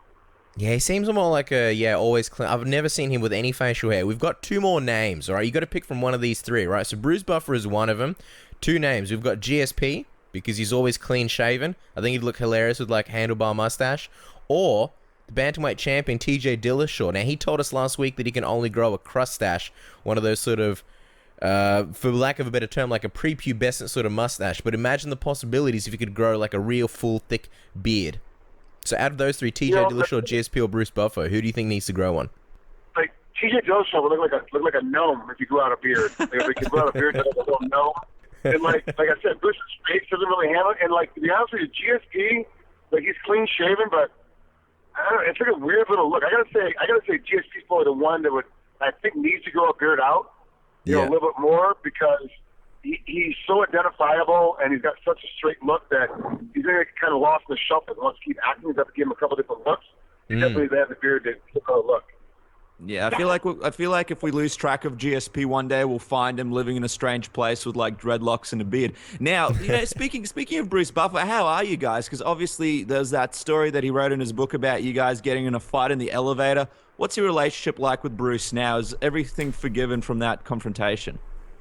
I've never seen him. I've seen maybe 3 times since that incident. Like I never hardly see him. We're never in the same area. Like even if I'm at a UFC and I'm lucky enough to have a floor seat, he's way on the other side. Like I never talk to him. I never see him out. I never see him out and about. Like I don't go the same. Like when we're out during fight stuff, I'm not in the same places that he is. So I hardly ever see him. So I couldn't tell you if it's I don't. Because to me, it's a sales pitch. Like Bruce is a salesman. He's trying to sell a book. So he made most of that fight off. So I don't really care because it's like for me, there was no incident to begin with. But for him, it really affected his fight. It really affected him because he wrote his book. Like it was a really thing that weighed on his mind. He really had to get it out there because he put it in the book. Like to me, it was a non-event. Like I totally forgot about it for the book, and then everybody wanted to start talking about it again. And like to me, it was like, oh, it was a non-incident. Like it really wasn't that big of a deal. Okay, that's fair enough. One of the last questions, Frank, before we let you go, you obviously do a lot of interviews on MMA Oddsbreaker. Are you ever tempted to change the green screen background of interviews from Vegas to like outer space or the Playboy Mansion? Or something different in general? We've actually talked about that during some different stuff in the background. One of the things was going to be a Laurel and Hardy like a 30-35 second skit on a loop that just keep running through the whole time. So, like, because when I do it on the green screen, the fighter doesn't. All he sees is the green screen in my body, and then we put the Vegas backdrop in later. Yeah. So you have to go back to see the interview to look at the green screen. So we thought of putting this loop in there that was like a moving GIF or whatever in the background. But we thought it would throw everybody off when the interviews are actually going on. That's a pretty good idea, like having outer space or having the Playboy Mansion or something. I think we could probably pull that off, the Playboy Mansion problem. And you could act really nonchalant, like you don't even care that there's like, chicks in the background with like, tits out. That'd be awesome. Yeah. That'd be awesome. All of a sudden you get more views just from like teenagers wanting to check out the background of the interviews. Now, final question, Frank. People know you as obviously one of the best fighters in the welterweight division and MMA, but obviously you're also an expert interviewer. Give us, who has been your favorite interview in your interviewing career? One interview that stands out among more than any of the other interviews that you've done. Who's one interview that you think is your favorite? Man, it's tough on the call because I've been able to interview I have a lot of access to people that most people can't get to, and the way that I interview them is a little bit different than most people's styles. So it's tough. Like, always interviewing Chael Sonnen is an amazing time because we just get off on a tangent because we're friends. We just talk about crap that doesn't make any sense to anybody else but us. It just makes the interview. It's one of those deals. And then, of course, Joe Ferraro and I, when I interview him, because we've been we've worked together for so long up there in Canada, and we did so much work together. Like I just interviewed Joe a little while ago. The last UFC event, and it was just an amazing shot to sit there and sit down and talk about and get a breakdown of how things are going to happen for that upcoming fight. So it's tough to say, but I got to be honest with you. It's like I interviewed the Nature Boy Ric Flair years ago, like probably maybe 9 years ago, and that still has got to be my all-time favorite because to be a pro wrestling fan as a kid, to grow up and I was going to be standing next to him and have him talking to me about mixed martial arts, that his son is in, that he truly enjoys mixed martial arts and loves the game, and be like, wow, like Rick, you're a guy that I grew up watching. I grew up boxing, and all of a sudden now he's talking about my sport with me in my interview. It was for me, that was a huge deal. That was super surreal, and that's why it still has to rank. If not the Chris Lieben interview where I asked him, because remember in the Chris Lieben interview, the one that went viral, like it got picked up by everybody because he was in his last fight, getting ready to retire with the UFC. At the time, he was 0-4 since he got out of rehab, and the question was, Chris, do you regret getting clean? Because since you left rehab, you haven't won a fight. And that's that a good thing question. went viral. Everybody went crazy. He's like, no, of course not. I'm better. I'm a better husband. I'm a better person. Like whatever. Blah blah. Like Chris, like when you're on drugs, you kind of won all the time. Like what's the deal? And it just went viral. So that was like the biggest interview. So it's not the Chris, that interview, being my number one. That's got to be the Ric Flair interview because that one was the one that kind of set me off a little bit and made me think, hey, I can actually do this for a profession. I can actually do this. Yeah, no, we feel you. When we were young teenagers going to like WWE events, we always used to get photos with wrestlers. And hey, Ric Flair, he's notorious for hating getting photos. So the day we got a photo with Ric Flair, big day for us as young kids. Guys, don't forget to check out Frank Trigg's interviews on MMAoddsbreaker.com, and don't forget to follow Frank Trigg on Twitter at Frank Trigg. Thank you so much for your time. Congratulations on the induction, and we look forward to seeing you on that big stage, accepting your reward, Frank. Thank you so much, guys. I really appreciate it. Thanks for having me on. I can't wait to be on here again. Hey, guys. This is Frank Hector, and you're listening to Submission Radio. Our next guest is a Cuban Australian who's been one of the top welterweights in the UFC for quite some time. He's currently preparing to take part in a star-studded ADCC this August. Hector Lombard, welcome back to Submission Radio, man. Thank you, brother. It's great to have you back on the show, Hector. Now, something the Aussies have been excited for are the rumours that you're looking at returning to the international judo in hopes of representing Australia in the 2016 Olympic Games in Brazil. Any truth to that rumour? What's the latest? I mean, the rumor is true. Unfortunately, I won't be able to compete in nationals because it was kind of like too soon, and I won't be able to go over there because I have a few BJJ competitions up here that I already signed for. And, right. So I need that for the Abu Dhabi as well. But I believe that in the next few months I'm gonna be able to do a lot of competitions international. Yeah, so just because I guess most of our listeners don't really understand how it all works, you don't need to go to the internationals to make the Olympic team, do you? You can still make the Olympic team by doing competitions later on and making the team. Is that right? It depends what type of competition you do.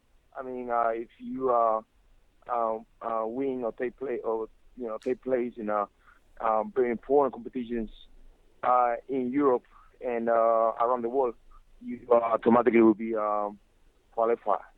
Okay.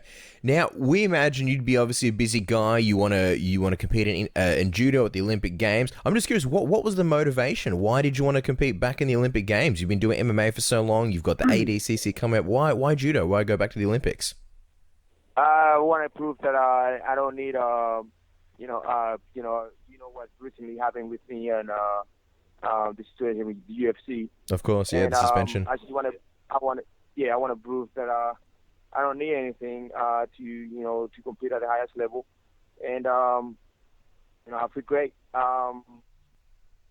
Yeah, no, for sure. And you know something, Hector, on this very episode, we've got Dan Lambert on the show as well, who's obviously the owner and founder of American Top Team. And, you know, we had a bit of a chat about your situation. And he said one of the biggest things that bothered you wasn't the suspension, but the idea that people out there thought that you were a cheater or that you took steroids. You know, would that be an accurate statement? And, you know, how difficult has it been for you with some of the backlash that's come from the suspension from fans?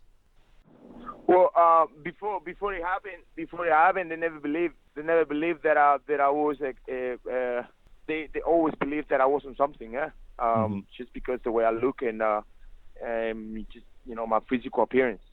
But yeah, it was one of the harder things that I haven't been going through, and I've been through a lot. But and that's what motivated me to stay long in the game, because I want to prove that I don't need none of that to compete at the highest level. Sure. And when we spoke to you last time, you know, we asked you fantasy matchup, who would you like to face on the big November card in Melbourne, Australia? And you said GSP, you know, and the media got it, and it did the rounds.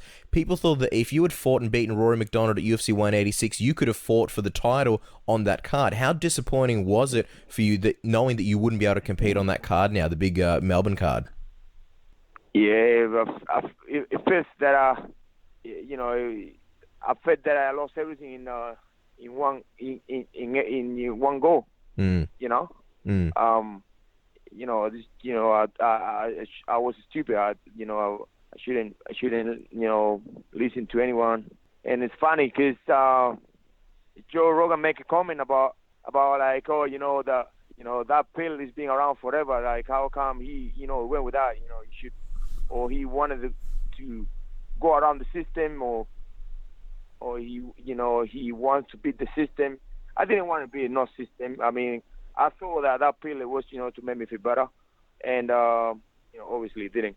But I will prove once again that there is Hector here for a very long time. Yeah, absolutely. And obviously, we all know what the story was. One of your fellow Olympians passed on a pill to you because you were sick, and she didn't tell you that it was an illegal pill or anything like that. Just wondering, what was your interaction with her like when you found out what she gave you, turned out to be, a PED? Are you still friends with her? Did you sort of have a go at her? Like, I mean, you would have been pretty angry at her for passing this pill on to you, wouldn't you? How can be friends with a person that destroy me? I mean, obviously she says that she didn't know about it, but reality is like I lost it all, and I got a big fine. I got the biggest suspension ever. I mean, obviously they prove a point with me, but I gotta take it as a positive way, and thanks to that, coming back to do a lot of things, have the opportunity to compete in the Abu Dhabi. I always wanted to do that, and without this situation, I wouldn't be able to, or I wouldn't thought about competing in Abu Dhabi this year and stuff like that. So it's a new journey that I'm gonna go through. It's I want to go through. Yeah, I was going to say, it's interesting that because of this has led you to go to the ADCC and to want to compete in the Olympic Games. I mean, that's something that I don't think anyone would have seen coming. You know, just going back to sort of the Nevada State Athletic Commission, Dan Lambert mentioned that, you know, another thing is they've changed the rules and that first-time offenders for any kind of illegal drugs will be getting 3 years as opposed to 9 months or in your case, 12 months. I know this is an unfortunate situation, but is part of you relieved that it happened earlier as opposed to now, when you would have, you know, potentially missed out on 3 years of your career? Oh, of course I am. I mean, like 3 years of my career, it would be devastating. You know what I mean? Like, I'm not a younger fighter. Mm. And, you know, 3 years, I basically would be gone. You know, I would be doing something else, you know. But, yeah, it's, you know, I kind of like, I'm a bit relieved about that one. And, you know, I only, it's like 6 months ahead of me again. So I'm basically almost there. So I'm going to be competing in a lot of grappling competitions. And then I'm going to compete in the Abu Dhabi. And next thing that I know, I will be back in the UFC and we'll be back and fighting again. But, you know, this is an experience. And I want the younger fighters out there, be more careful. And do not trust anyone to give any supplements, any drinks, and take this very serious because, you know, they can screw your career, you know. And it happened to me, and it can happen to anyone. It's funny because, you know, when the football teams up here, they go for big games or whatever. They don't eat at the hotel. They go out. And they eat outside just because they think that they can make something happen. They can put something in the food and stuff like that. And this is the approach that we have to take today. You know what I mean, in MMA, because it's a big fine. It's a long time, and it would be devastating for anyone that, you know, to get caught. You know, so I'm just kind of like, from my experience, do not trust anyone. From my experience, don't let any drinks outside open or whatever. Just be careful. Be like, really careful with, you know, the stuff that, you know, you leave around and stuff like that. Before that, I used to leave my drinks outside, and I wasn't very cautious about that one. But now, after all this, you know, I even leave my drinks in the car. My cakes and stuff like that, I leave it in my truck because you don't know what can happen, you know? Mm. Yeah, and if anything, I think, Hector, I think you're spot on the fact that a lot of athletes are going to learn from this experience. And even though it's a negative thing that's happened in your career, a lot of people will benefit from learning with, you know, what could happen if you're not careful. Just wondering, obviously your initial opponent, Rory McDonald, is now fighting for the title against one of your fellow teammates in Robbie Law. Johnny Hendricks is up there. He's beaten up Matt Brown. How difficult is it for you to watch what's happening in the welterweight division, knowing that you were so close to getting that title shot? Yeah, it's, you know, it made me cry sometimes, but it is what it is. I mean, I believe that everything happened for a reason, and it's like you say, what if the same thing that happened to me would have happened 2 or 3 months after? I would be gone. So rather than, I know I'm gonna get back. I know that I'm gonna be fighting soon, and I'm gonna be winning. But what they were saying me the most is I wanted to fight so bad in the Melbourne card. You know, and all that is gone. You know, I fought so many times in Australia, and you know, a lot of people were excited about it, and you know, obviously it's not going to happen now. But next year, you know, I think that I will have a big year ahead of me, and stay positive, and I definitely need to write a book, you know, for everything that's been happening to me, and how my life, you know, started and fighting, all that. Yeah, for sure. Hey, I think it'd be great if you wrote a book. And the good thing about the Australian card, I mean, Melbourne's going to be most likely such a big show. They're probably going to do it at least once a year or multiple times a year. So I'm sure you get your chance in the future. What I'm curious about, though, is once your suspension is up, it's not that far away, but when you return, you'll be 38 years old. A lot of fighters start to slow down or retire around about the age of 40. How long do you see yourself competing for? And do you have a certain age that you think you might retire, Hector? Well, I don't call it luck in my career, but I think that when you get a lot of beatings in your fights and stuff like that, you're going through a lot of knockouts and stuff. It slow you down. But as long as you're healthy and as long as you haven't take that beating in for fights, I think that you're still a younger fighter, and I call myself a younger fighter for that reason. I mean, my reflex is still there. My strength is still there, and I've been doing judo and wrestling and grappling with all these guys, and I feel better now than last year. Don't know. I mean, it's when who knows when I will be able to finish, but when I'm gonna be finished. But right now I feel great.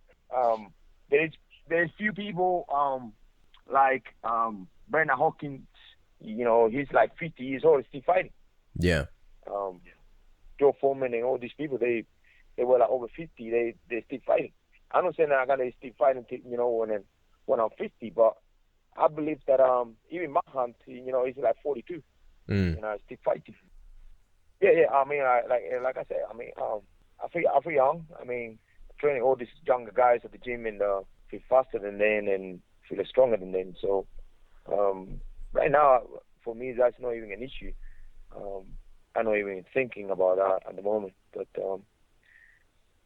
trust me, when you see at the gym, like the strength is not there and the power is not there, reflexes are gone. Yeah, it's time for you to call it a day, because everything happens in the gym first, And once I start happening in the gym, I'm definitely gonna start thinking about retirement. But at the moment, I feel better. I feel better than everyone at the gym, to be honest.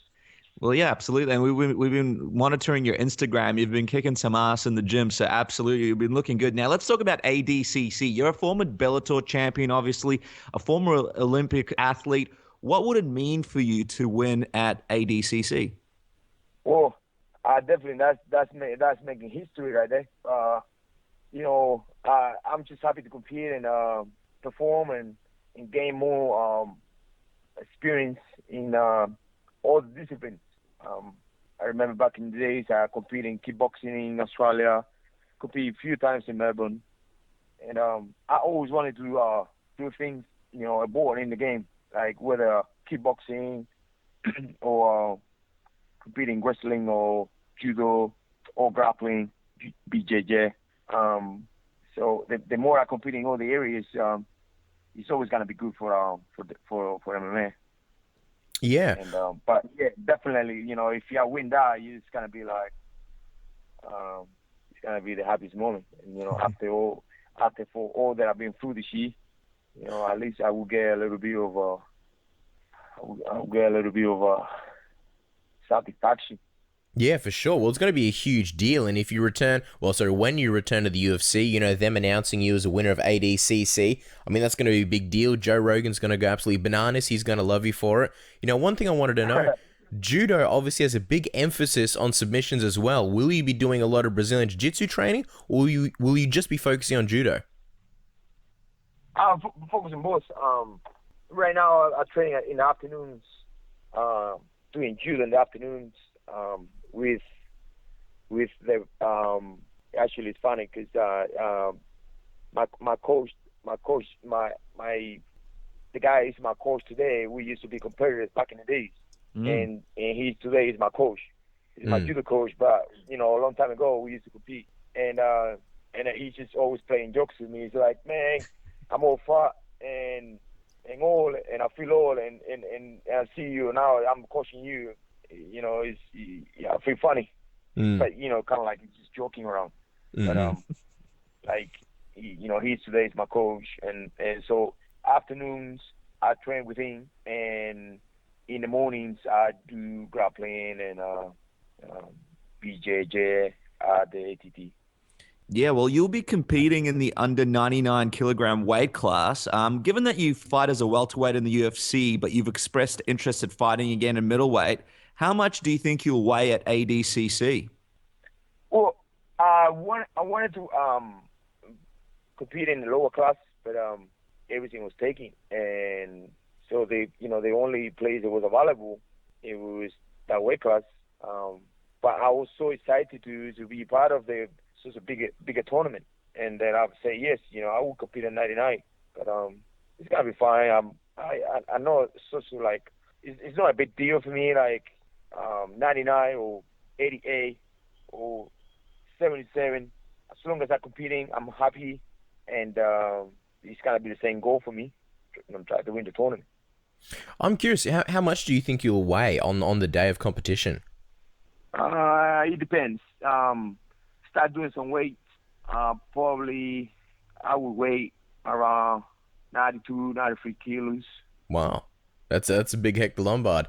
Now, Hector, grappling enthusiasts, well, you mentioned it's a big event. It is a really big event. Grappling enthusiasts will be excited to also see super fights between Matt Hughes and Renzo Gracie, Andre Galvao and Roberto Cyborg, and Mario Sperry versus your coach at ATT, Ricardo Liborio. This is ADCC. I mean, maybe it's an obvious answer, but which one are you most excited for?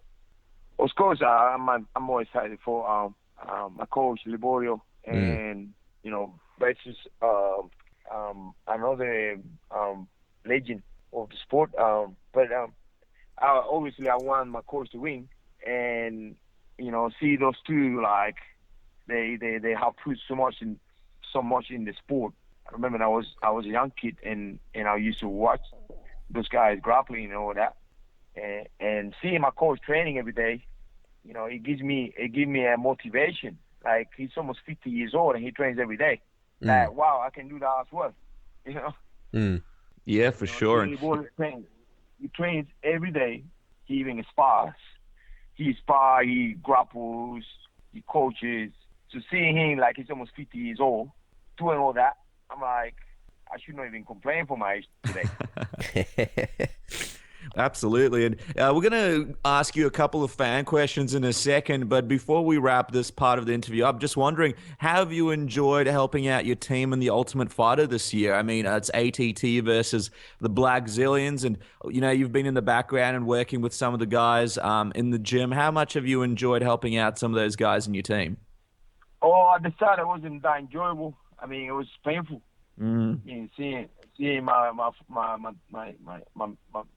friends losing, it wasn't enjoyable at all. But at the end, we all ended up happy. Yeah, of course. Of course, you can't say what's going to happen. It's only up to episode 5. But just wondering, what did you think of Tyrone Spong there? He had a bit of a go at your team for using the sauna. Obviously, they disconnected the sauna in the other change rooms. They had no choice but to use it. I don't know if you saw that episode, but what did you think of his reaction to your team trying to use the sauna at the Black Zillion gym? Well, it's like what just happened to me. I mean, you have to be responsible for whatever happened to you, right? And I think that you should be responsible and make the weight, and it's kind of like rushing at the end, giving to Tyrone Spong the opportunity to take advantage of it, because at the end of the day, when you're in war, it's like basically what happened to the Australians in the Anthem parade. You know what I mean? In the parade over there, I mean, you in the front line, they're not gonna care. They're just gonna kill you because you in war. So when you in war, everything goes. And what I'm meaning with this is that those two teams, they're competing against each other. Whatever advantage that you want to get, that you can get, you're gonna get it. You know what I mean? Because at the end of the day, they're facing each other. And not that I agree with Tyrone or whatever, but I understand his point, because it's like, dude, we're facing each other, so I kind of like, I gotta get whatever advantage that I can get to make my team member win the fight. Mm. So I see it that way. And it's a very competitive sport, and they're not playing around. They just two teams. They hate each other, and whatever advantage any of those two they're gonna get, they will get it. I mean, that's the way that I see the whole thing. I think that he should be more responsible and make the weight before, or stay low on weight and don't give Tyron the opportunity for which is, I don't agree with him, but it is what it is, man. Sure. Now, it's like sorry to interrupt you. It's like when you facing a guy, an opponent, he's on the other side, he's in the blue corner, you're in the red corner. He's gonna go and he's gonna knock you out, and then you can get upset about it because you want to go and knock him out, but he wants to knock you out as well. It's a fight, and you're taking the same. I'm taking the same situation outside the fight. Like whether they're not fighting or not, there's still a fight that's gonna happen.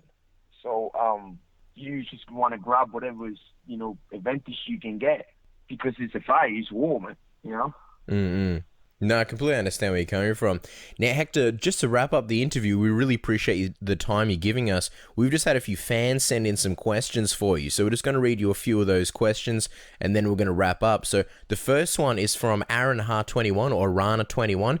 His question is, if pro sports were legalized in Cuba, how do you think they would do, as in Cubans would do in MMA? There seems to be quite the fight culture over there with you transitioning from Olympic judo and Romero, your training partner, coming from wrestling. Plus, obviously, the boxing goes without saying. So, how do you think Cuba would do in MMA if the sport was legalized? I think they would do great. There's not much to do in Cuba, so I'm sure that they will focus 100% in that sport because apart that they good athletes. The Cubans are good athletes and they have good games. They love the sport. They all watch the UFC up there. And actually, there's a lot of fights today in Cuba. This happens a lot of. It's a lot of small organizations that are promoting MMA. Oh, so wow! I think they would do well. Yeah. Wow, well, that's awesome, and interested to see if there's more athletes coming out of there. Now, this question we got sent in from quite a few people, Hector. So it's a fun one that fans always talk about. I think it's always connected to you. It comes from this one particular person that we chose to mention, Luger. He wants to know, could you share with us the iconic historic battle that you and Josh Barnett had at a gym here in Australia? Because it seems like everything all fans want to know is what happened in that gym. Could you share with us what happened? I actually been calling Josh Barnett out so we can have a fight in the Metamoris. That was a follow-up question, actually. So yeah, share with us the story of what happened, and then let's have a discussion about this Metamoris fight after that. Well, what happened was very simple. I've been telling him, I told him, it's funny that I called him up after the fight, after one of my Bellator fights in front of everybody. And then he went backstage and he's like, why you call me up? I'll call you outside and I'll call you now. Well, what happened was I came to train with Eric Paulson and a bunch of guys down there. And he wanted me to sack to him a bit, which is something that I don't do. He wanted you to do what? Sorry, Hector. What did he want? He wanted me to be a sucker, come to him and always kind of like. Suck up. Okay, gotcha. Yeah. Be submissive to him and all that. Mm-hmm. I mean, at the end of the day, he's a man and I'm a man, and he breathes and I breathe, and this. For me, I don't believe that anyone is better than anyone. For me, we all the same. Whether you have more success in one thing or another, at the end of the day, we are people. So that was something that I didn't do. So from that day on, he didn't like the my approaching to him because I wasn't submissive enough. And I was just kind of like treating him normal. And we started sparring, and time started going by.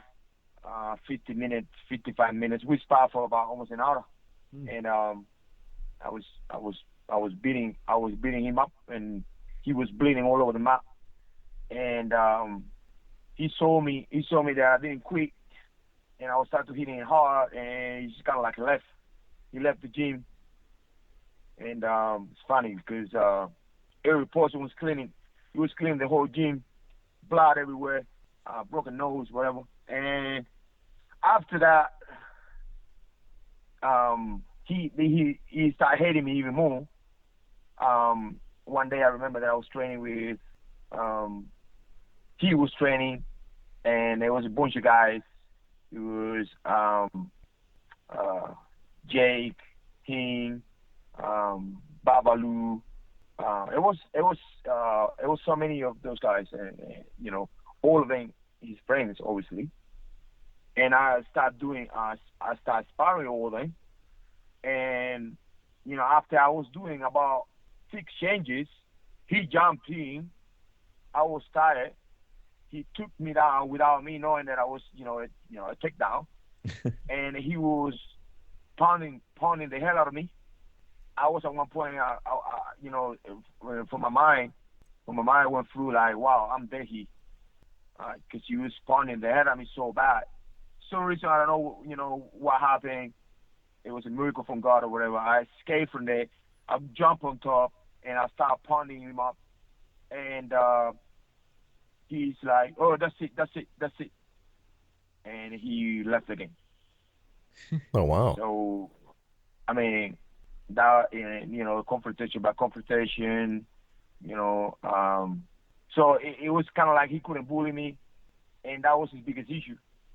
And then after that, I couldn't even get to train because he would call the guys at different time. So I wouldn't be at the gym by myself, and I decided to leave, man. I mean, like it was pretty hard for me. Obviously, he was the big dog in the gym, and he would call the guys, whatever time suits him. Jamie, Babalu, and the rest of them. So they wouldn't show up at the time. Sometimes they would train different times. So I couldn't get my training. So I just decided to leave. I came down to ADT, and the rest is history. Yeah. But that was actually what happened there. And he knows it. He can go and say whatever he wants. Actually, I gotta be fair. He's been making good comments about me lately. I kind of like tried to squash the beef between us. But I should tell you what just happened. But I had nothing against him anymore. Kind of like let it flow.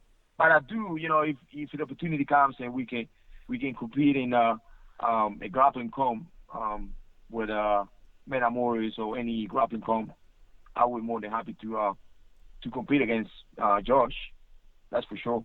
Yeah, well, that's the big one. I mean, it's a fight that it's a matchup in Metamoris the fans would love to see. I mean, it would garner so much interest. Just wondering, Josh is obviously the big dog over there at Metamoris at the moment. If you guys did get an opportunity to compete against each other in Metamoris, in the upcoming Metamoris, how would you see yourself matching up with him? Do you believe you'd beat him in the grappling matchup? Well, there is a reason why I'm calling him, right? I mean, no disrespect, but I see myself winning. I don't see him beating me, and I hope that one day Metamoris can make that fight happen. Well, they're all about the big name matchup, so it's definitely something that we'd be excited about. And I think a lot of people would want to see that. Hector, even though you're not currently, you don't have a fight lined up in the UFC, it looks like you're really busy. You've got the ADCC, you've got the Olympics, and we can't wait to see you come back in the UFC. Guys, don't forget to check out Hector and all of his updates on Twitter at Hector Lombard, and of course follow his journey at ADCC on August 28th to the 30th in Sao Paulo, Brazil. Hector, as always, man, it's an absolute pleasure having you on the show. Thank you so much for stopping by. Thank you, guys, and it's a lot more from Hector, and I'm grateful that for all the support that Australia has given me, and I will make you guys proud. I promise. What's up, everybody? This is Chris Lieben, and you're listening to Submission Radio. They're fucking rad. All right, guys, there you go. Hector Lombard, very interesting. A guy that was close to a title shot. Then obviously whatever happened, and now he'll be over at the ADCC and hopefully in the Olympics. So it's great to see he's still a part of it. Now, guys, we know the show's been going for a while, but we're going to be breaking down the huge UFC 187 card. Before we do that, just a reminder, Fight Magazine is out here in Australia and New Zealand for our listeners in Australia and New Zealand. We have some interviews in there. We've got interviews with Team Rousey, that's Ronda Rousey's mum and her trainer. We've got an interview with Vanderlei Silva, an interview with Ken Shamrock in there. So check out the magazine. They've created a really, really good magazine. It's the only Australian New Zealand magazine that we work with, and we've really enjoyed working with them. So pick up a copy if you can. It's bi-monthly, so this is going to be the edition for the next couple of months. And a couple of magazine freaks like me and Cash will enjoy getting a magazine, smelling it, opening it up, and really enjoy the tangible aspect of it. So let's keep the magazine industry alive and support Fight Magazine in this issue. Oh, it's all about that new magazine smell. A couple of freaks like us. And I believe there's some other fun quotes in there as well. So, I feel like a lot of these interviews, because, obviously we send out these transcripts and, when you look through these magazines, there's all these fancy pictures and they're from, places like Getty. So I feel like they really make these interviews come alive. Or you could just jump on here and listen to them. But it's fun. If you're flying on a plane, you got nothing to do. You're flying with Tiger, they're giving you shitty food, nothing's for free. And you're sitting, you're thinking, well, what am I going to do for the next hour and a half? Well, hey, Fight Magazine. A couple of interviews from Submission Radio, and they've got other stuff in there. So give those a go. Look, we're going to cover UFC 187. For those who don't know, which is pretty much everybody, the Elka Spooch, myself, had a big thing at my house. Young Dennis was in attendance as well, had the boys over, had a bit of a cookout, some slow-cooked meat, and it were out on display. And, we enjoyed watching UFC 187. There was a lot of times where I was playing host. So I think today, when we break down the card, it's going to be a little bit more color commentary as opposed to analyst. But, my question is, where do we start this breakdown? Oh, you know what? Sorry, I'm going to answer my own question, Dennis. I want to bring up Uriah Hall versus Rafael Natal. One of the early fights was on the prelims. Uriah Hall, I think decision, one of many in Uriah Hall's career. I really didn't know which way this one was going to go by the end, but I'm happy with the decision going to Rafael Natal. He's a really, really tough guy. As far as Uriah Hall goes, obviously he entered the UFC officially after coming out of the Ultimate Fighter Season 17, and he had so much hype behind him. He obviously dropped the ball against Kelvin Gastelum, and then he split wins and losses. His last one, pretty impressive win, and I think a lot of people thought, hey, Uriah Hall, he might be back in the bandwagon, and people were talking about, such as Dana White, that he's just not there mentally, and he was coming in this fight on a 3-fight win streak, and he was originally going to be fighting Costa Philippou, instead Rafael Natal, which I believe Costa Philippou would have been the tougher opponent. I believe he was much higher up there in terms of competition, and once again, it was a case of a really razor-close decision to Uriah Hall. This is a guy, in my opinion, where he's had a lot of time to make the necessary adjustments. I think some of the things that he doesn't quite do is he's the type of guy, he likes to hang back. He kind of likes to play the part of sniper. He likes to counter his opponents. He likes to really pick his shots. And sometimes, kind of like a Lyoto Machida, he gets screwed by the judges for inactivity. And I say screwed, in a sense, he screws himself. I'd like to see Uriah Hall be a little bit more active. In this case, he really gassed in the later rounds, and Rafael Natal spent a lot of time putting him up against the cage. He took him down. Uriah Hall, he's such an explosive guy. He puts so much power into a lot of his shots, and I think for a guy that strong and that athletic, you would expect him to have a little bit better takedown defense. I just think that with Uriah Hall, it's a case where if he was going to be a contender or going to be a champion or really move up in the division, I think he would have done it by now. And to me, I'm a little bit disappointed.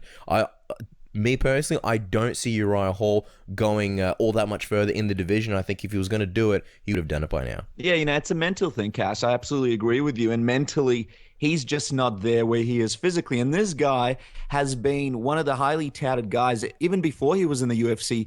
And when Chris Weidman beat him outside the UFC, he was like the next big thing. So I think it's time where people stop thinking about, hey, this guy is the future, and because it just might not happen. Uriah Hall is an extremely talented guy, and I believe he's an extremely talented guy in the gym.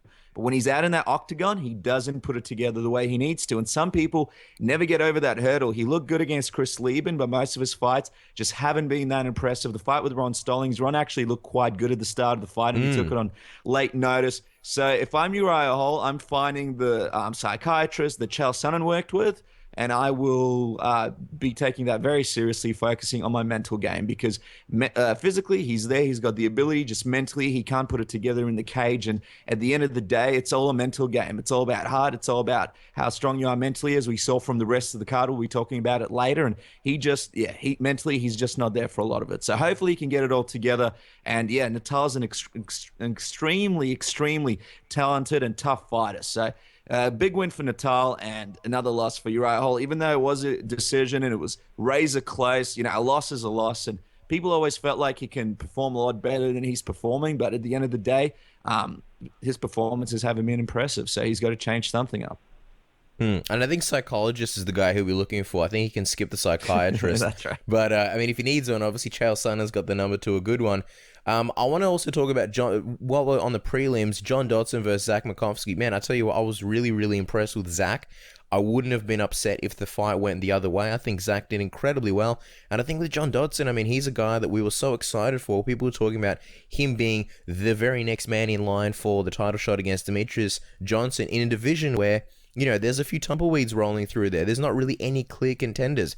You had John Lineker, who has now been exiled to the bantamweight division, and other than that, there's not really too many other guys. So John Dodson was kind of like the last hope, and that's what he was saying. He said that he's the flyweight division's last hope, and I wasn't too impressed with his comeback fight. It's probably a good thing that he was in the prelims. I will, however, say, though, I mean, this is a big injury to come back from. I believe it was I'm sort of going out on a limb here, I didn't really check this, but I'm pretty sure it was an ACL, and I believe it was his second ACL. That's huge. That's really huge. I mean, we saw George St. Pierre come back. He didn't look the same. A lot of guys, when they do their ACLs, that's the end of their careers. So the fact that John Dodson is still fighting, I mean, that for me was a huge question when he came back from his first and how good he looked. So I'm hoping that this is just a case where, you know, he had ring rust. He hasn't been too active in the last few years. I feel like he's just gone from injury after injury and had like one or two fights in between, or maybe just one fight. So I'm hoping it's a case of John Dodson just needing to find his groove.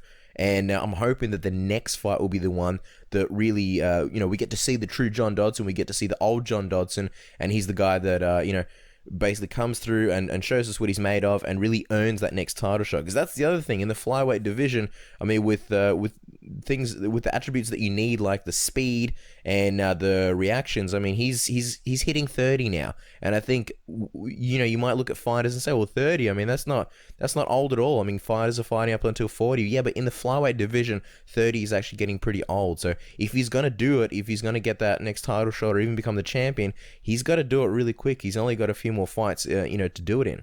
Yeah, no, absolutely agree with you. He did not look, as he usually does, as explosive and as quick in this fight. But then again, you know, Zach Makovsky, he just looked really good in the fight. So who knows? Maybe his skill was one of the reasons he slowed down. I did have Dodson winning the fight. I had him winning the second and third round. I do think it was close, but I do think Dodson beat him in those two rounds. It's just interesting. Like you mentioned, huge injury. Will he be able to be the same John Dodson that we knew before? If he wants a shot at beating Demetrius Johnson, he'd have to be better than the John Dodson that we knew before. So, I mean, huge victory for him against a really, really tough guy. I think we'll see Zach around the division for quite some time. If anything, maybe that he got a lot of confidence from this fight. I think he can still improve, but he was a really, really good all-around fighter. But at the end of the day, the big question mark will be, like you said, Cass, if he does get this title rematch, I mean, if he does get a rematch with Demetrius Johnson, will he be able to be the same John Dodson? How much has this injury taken out of him? And will he be able to get into that octagon and perform at his maximum ability? So I'm very interested to see what happens with it. Let's talk about Joseph Benavidez versus John Moraga. This is another really entertaining fight. We obviously had his teammate Lance Palmer on the show, who was at UFC 187 as one of our pre-recorded interviews. What did you think of this fight? I mean, there's a lot of action in it. What was your take on this one, Dennis? Oh, man, it was such a great fight. And I got to say, UFC 187, Cass, the shindig at your house, everybody was there, the team was there, having a great time. It just proves why I love MMA. These are the cards that remind me why we're so passionate for the sport and why we cover it. Just brings people together and brings out emotions in you that you don't usually have. So the fight was very, very exciting. I was enjoying your brisket. Casper, prepared a delicious brisket that was sneakily trying to put more and more on my plate, making it less and less for everybody else, like a sneaky snake. But while I was stealing brisket, I also watched the fight, and I have to say, it was a very, very good start to the card. Moraga showed why he's one of the best, but Benavidez showed his heart, his determination, and at the end of the fight, he really took over. Some great moments of action. It was just an absolute spectacular showcase in the flyweight division. If anything, it was a lot more action-based, a lot more action than the fight before between Dodson and Zach. But I have to say, I'm very interested to see what's going to happen, because Dodson logically deserves the next title shot against Demetrius Johnson, but at the same time, Benavidez had a very, very good performance as well. So what are you going to do with him? Who knows what's going to happen? I have to say, though, my hats go off to Benavidez. He was in some difficult situations in that fight.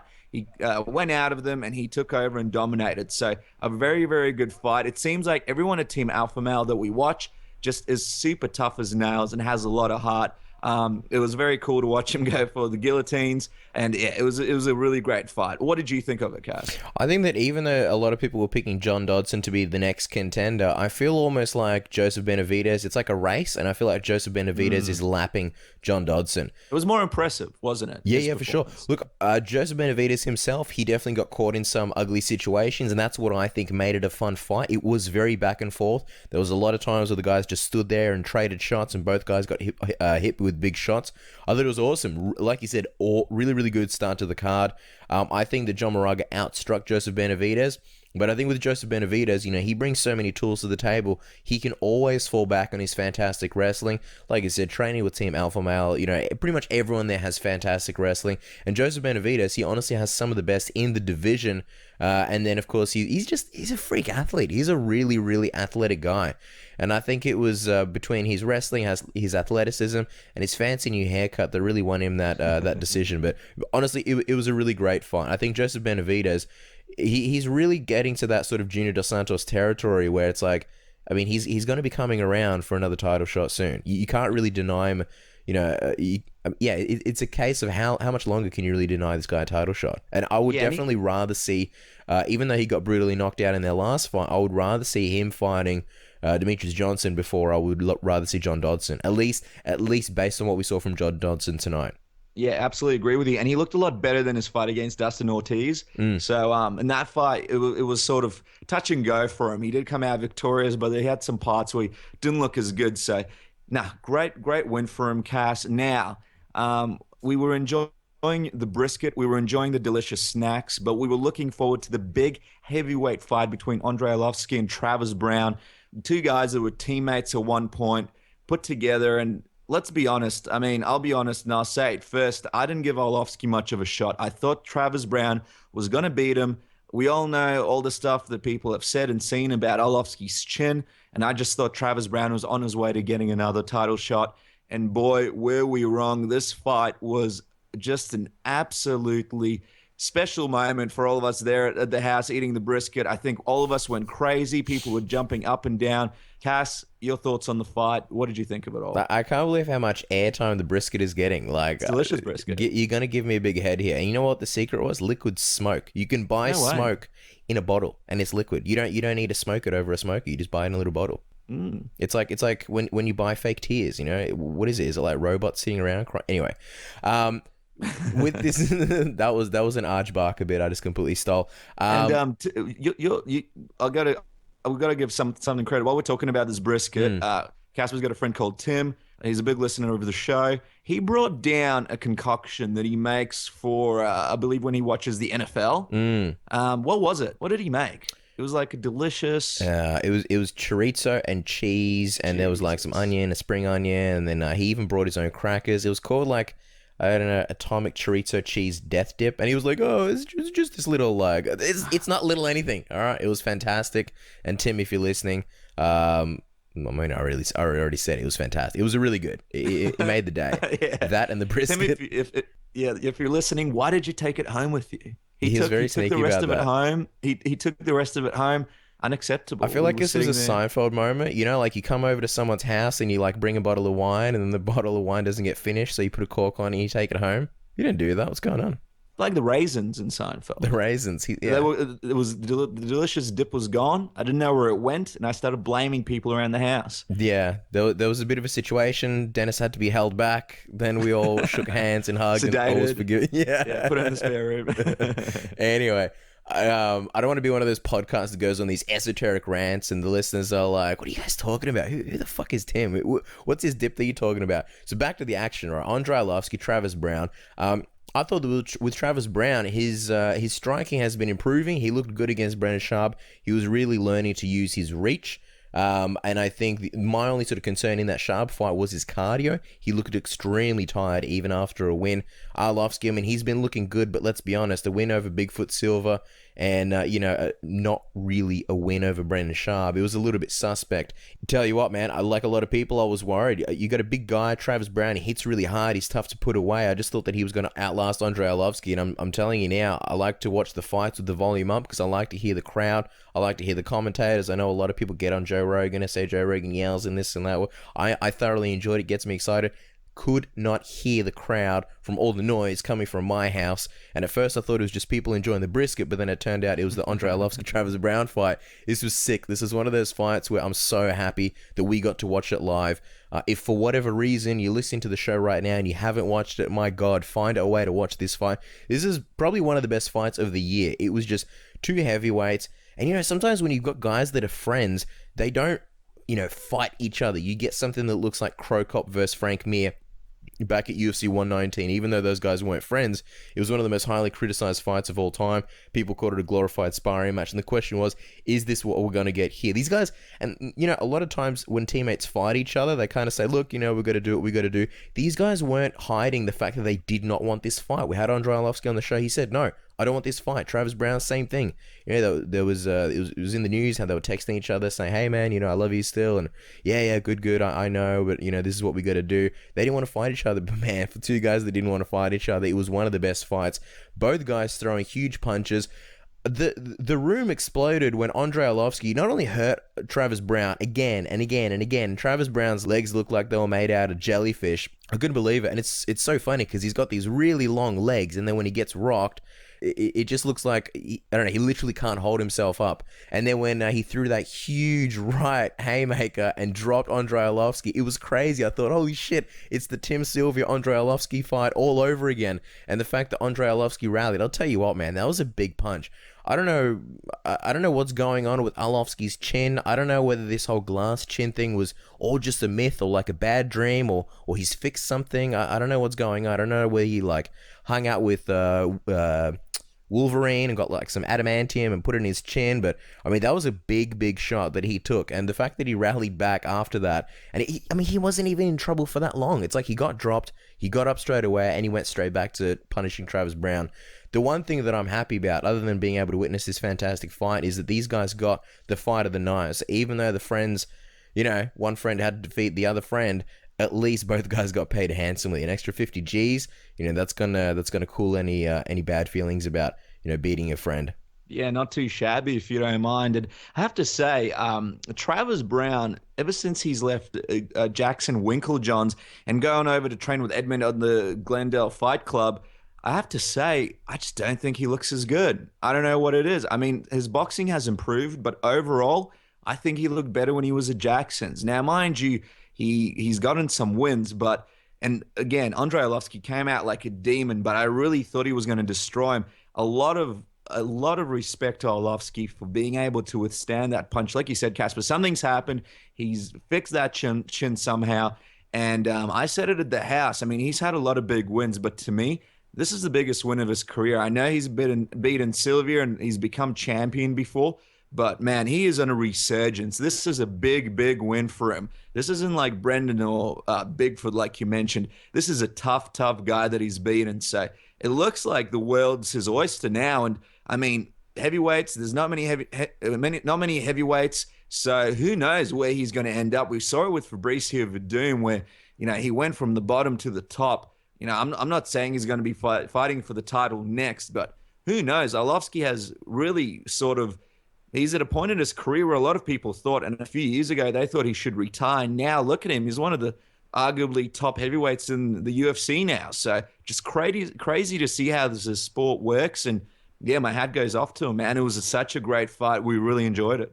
Yeah, it makes me really happy to see guys who are sort of down in the dumps, and Arlovski really was at one point. It was almost like a big joke, how quickly can you beat Arlovski? And now people are calling for him to get the next title shot. This fight, it really had nostalgia. It was really, there was a lot of nostalgia in it for me. Like, there was the Tim Sylvia moment, or what looked like it could be a Tim Sylvia moment, where he's, beating him and then he gets dropped, and then, it was another case of, Andre was so close, but he couldn't quite get it. And then there was the fact, it reminded me of the Overeem fight, where Travis Brown was so badly hurt, and then, he rallied back, he came back, he withstood the punishment, and then he knocked out Overeem. So I was kind of waiting. I was like, wow, you know what if Andre punches himself out? What if Travis Brown comes back and then he knocks out Arlovski? It's happy days for Arlovski, I'm telling you that much. And, with the win, like back in the day of obviously becoming the UFC champion, I think it's different. I think it's kind of like when you compare, say, Vitor Belfort's wins, 10 plus years ago against guys like Tank Abbott and, some of the more old school guys, compared to beating guys like, say, Luke Rockhold and Dan Henderson. I think it means a lot. So you can beat guys like Tim Sylvia back when the heavyweight division, if you can believe it, was even thinner. But now when you're rattling off guys like, even Bigfoot Silver, I mean, he used to be a guy that was a big threat in the division. And now Travis Brown, I mean, that's a big deal. As for Travis and his, I guess, evolution in the sport, is it a case of him not looking as good? Or, dare I say, in the most respectful way, is it a case of Travis never really being that good?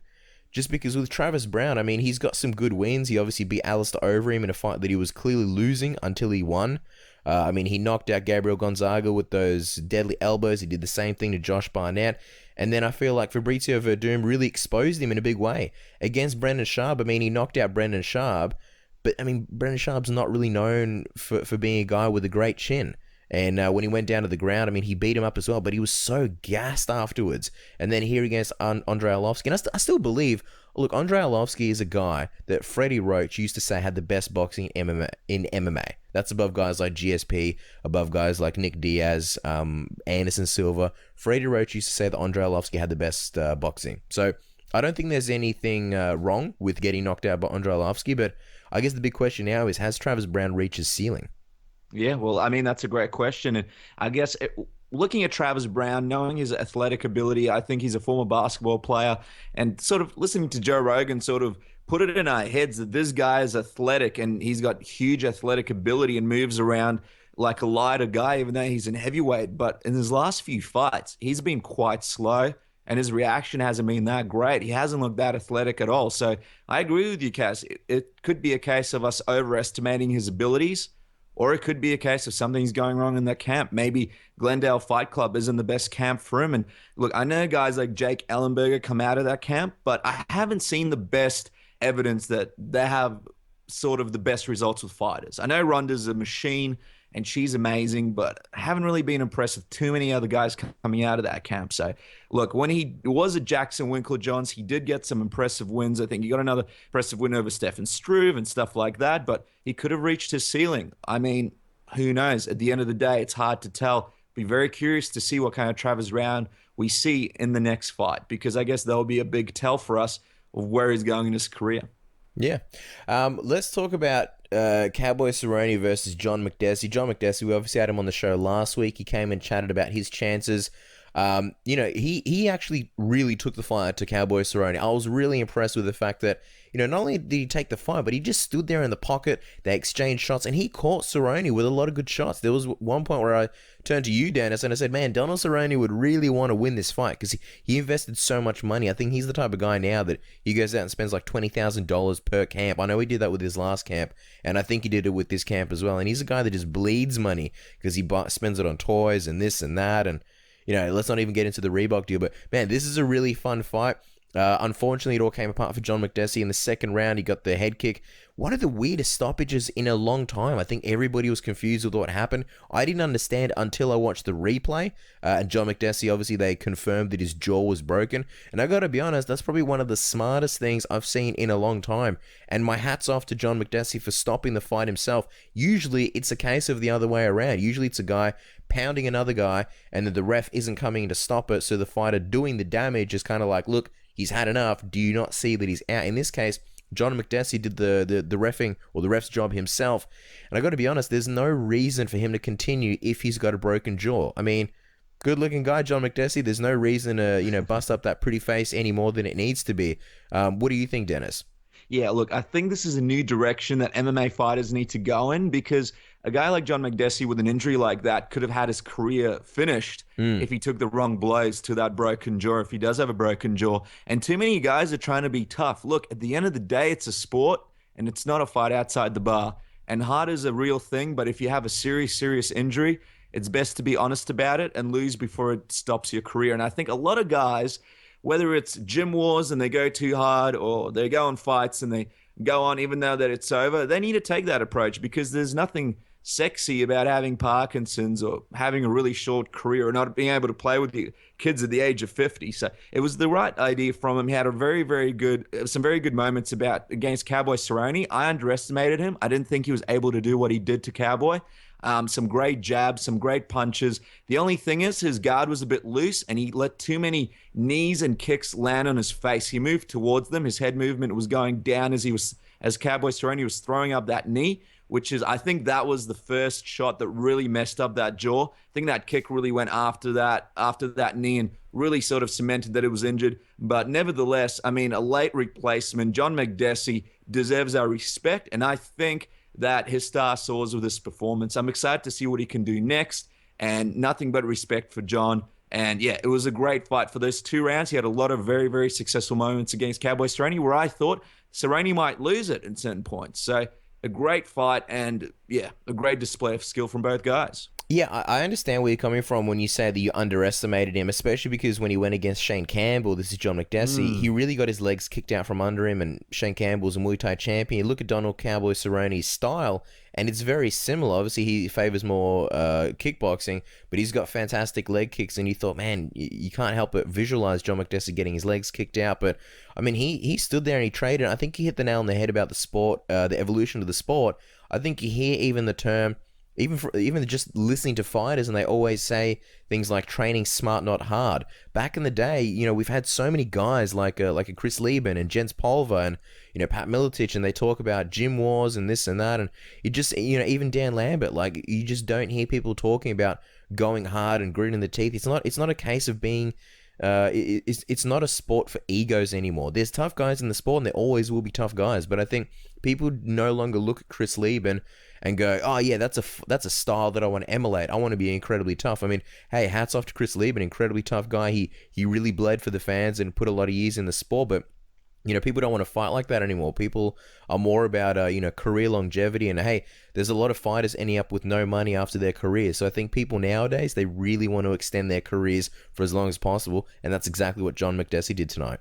Yeah, and it's sort of like Rumble Johnson was doing an interview, and he said that, and I think this was with Chael Sonnen or someone, but he said that he only trains 4 hours a day. So he trains 2 hours in the morning and then 2 hours at night. Only? Wow, what a lazy guy. And I mean, compared to a lot of people who aren't pro fighters, some of them will go to the gym and spend all day in the gym. People need to understand the human body is not made to do a lot of this stuff. A lot of this fighting and a lot of the training that you do actually takes away from your body. You got to be smart about how you train. And you got to look at guys like Robbie Lawler and a lot of these other guys who are training smart compared to going in the gym all day long and not getting anything out of it. So it's definitely going towards that trend. And yeah, I think that's the way to do it. There's a new style in MMA, and it's about how much your body can take. I mean, everybody's body can only take so much. And once your body's taken all it can take, then you see guys crumbling in the ring, guys that used to take shots, guys that used to be warriors just falling down, guys like Chuck Liddell and other guys that, their body just can't handle it. Everybody's body can only handle a certain amount, and that's why you got to be smart in training. And I know guys, Cass, that aren't fighters, and they go in the gym and they smash each other in the face. And for what? They're not fighters. They don't make any money from it. And then their lives get affected when they're older. And why? Just so you can be the tough guy in the gym. That's the wrong mentality. MMA is a sport just like basketball, just like soccer, just like anything else. And even though you're fighting someone else, at the end of the day, the real winner is the guy that's got a healthy lifestyle after his career is done, because it's just a career. And even though wins and losses do last, at the end of the day, it's just one part of your life. And I like the fact that a lot of guys can see that now. Yeah, for sure. No, absolutely. It really is all about longevity. I think people underestimate just how much training takes out of your body. I think most people's bodies get broken down, not necessarily in the fights themselves, but in the training. I mean, even doing things like strength and conditioning, it all takes out a lot of, a lot out of your body. I mean, 4 hours of training, that is a lot. That is a lot of time to train. And if he does that, say, 5 days a week, when you count up how many hours that is in, sorry, 4 hours a day, 5 days a week. When you count that up, that's a lot of time, and your body's really going to break down after this. I mean, a number of years ago, I did personal training. I did my course and all that kind of stuff. And, even back then they were saying, you shouldn't train. Mind you, this is more like strength training, hypertrophy training. They should say, you shouldn't train for an hour. People are doing like half an hour, 45-minute workouts, things like that. It doesn't necessarily translate to MMA training and the training that these guys do, but it really is all about shorter workouts, not spending all day in the gym. I mean, even if you look at bodybuilders back in the day who would just, spend 8 hours in the gym working out nonstop, people just don't do that anymore. Before I go on a tangent, but yeah, basically this is where the sport's moving. So going back to the topic of, being smart and not being too hard, I can't take enough hats off, to John McDessie for knowing when to stop. He'll be back. He'll fight another fight. But what matters now is obviously, not having your jaw dislodged from your face. I mean, and I got to be honest, he must be in a lot of pain right about now. And during that moment, having Cowboy Cerrone. And the other thing is, how many shots did he take to the jaw when they were showing the replay? It was almost difficult. There was like 3 or 4 shots where you go, was that the one that broke the jaw, or was that one? I mean, it could have been any number of them. He took a lot of abuse, and for all we know, maybe his jaw was broken a little bit earlier, and then that was the final blow where he's just like, you know what, it's broken. You just kicked it almost off its hinges. I've had enough. Yeah, no, absolutely. And, I'd like to see him tighten up his guard a little bit, but because of his style, he likes to throw the jab from a different angle from the bottom. So his guard was a little bit open. But hey, Donald Cerrone, he got a lot of shots landed on him. So if he does get this title shot against RDA, he's going to have to be careful as well. He's going to have to come in with his top game and be careful that he doesn't sort of miss out on this opportunity. He's got a knack to choke when the big fights come around. So hopefully we see a Donald Cerrone that's on the top of his game. And Donald Cerrone himself, Sean Davies, our MMA coach here at Submission Radio, he told me that he trains 4 days a week. He trains Monday to Thursday, I believe, and takes the rest of the week off to do other things. So smart training all around. You can tell from Cowboy Cerrone, from the embeddeds, he loves to do other things apart from training. So it's great to see guys sort of getting the right mindset for these things. Oh, it's good. Actually, it's really good that Donald Cowboy Cerrone does these things, because it helps his mind, stay clear, and he's not sitting there thinking about the fight. He takes his mind off it. Before the show runs too long, let's talk about Chris Weidman versus Vitor Belfort, and of course the main event, Cormier versus Johnson. Chris Weidman versus Vitor Belfort. The first thing I'm going to say and address is the pink elephant in the room. Man, did Vitor Belfort look completely different. I mean, it was like an extreme makeover in the worst possible way. He looked so small. He looked so old.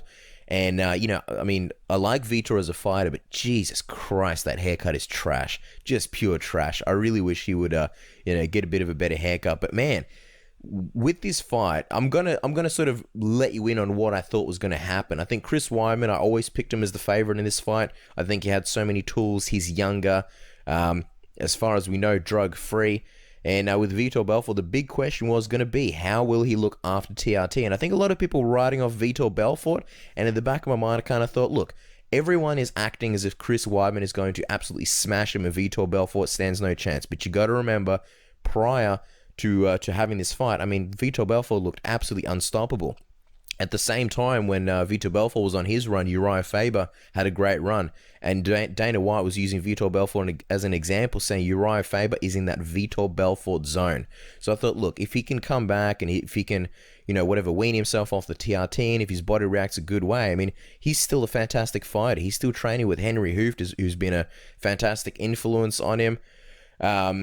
The one thing that I have to say, though, is his layoff was insane. Did you know this, Dennis? Did you know that GSP fought more recently than Vitor Belfort? Wow, I guess it just never crossed my mind because I was always waiting for that fight. So that's how long. Fresh in my mind, yeah. That's how long this fight has dragged out. Was it 16 months?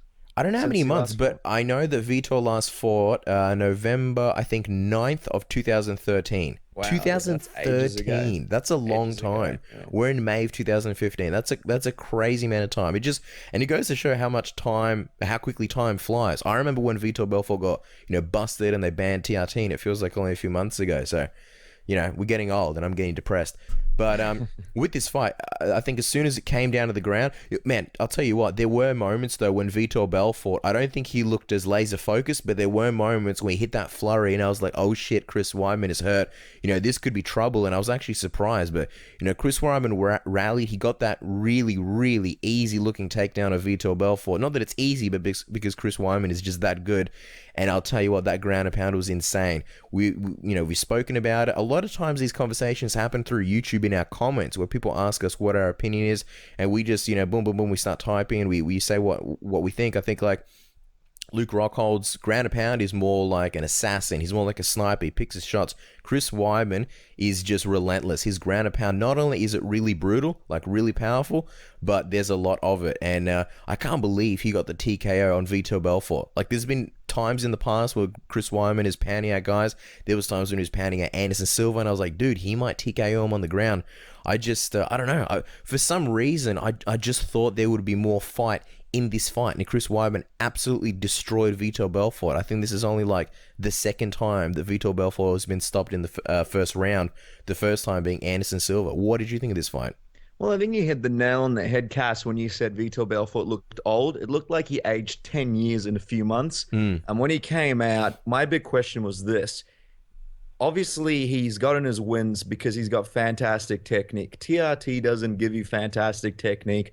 TRT helps you train harder in the gym. So my question was, what's the trade-off here? How much of it was the TRT helping his body be as explosive as he was, and how much was it the fantastic technique and his ability in the octagon that gave him those wins? And you could see that when he had Chris Weidman against the fence and he was throwing those flurries, he was nowhere as explosive as he used to be. He still had great technique, but the old Vitor Belfort, the one on TRT, the one that beat all those guys, I think it would have been a lot different. He was a lot slower, a lot less explosive. Oh, yeah. The thing was, you mentioned it, Weidman got a very, very good takedown on him. I was a bit disappointed with Vitor Belfort. Black belt in Brazilian Jiu-Jitsu in mount, didn't try and escape at all in terms of didn't try to hip escape, didn't try and grab the arm, pull him down, roll over, anything. He was trying to punch him back. That's a big no-no. And the thing that I would have thought, and we're going to talk about this Anthony Rumble Johnson, but wasn't there anybody in the gym, like a really, really good wrestler that was putting him in mount and ground and pounding him over and over and over, just practicing that position? Because Chris Weidman, that's what he does. And I would have liked to see Vitor Belfort, even though, who knows, possibly you can't even get out of that position because Weidman's so good, but I would like to see him do the right things to get out of it. He didn't do the right things. He tried to punch him back and obviously got finished.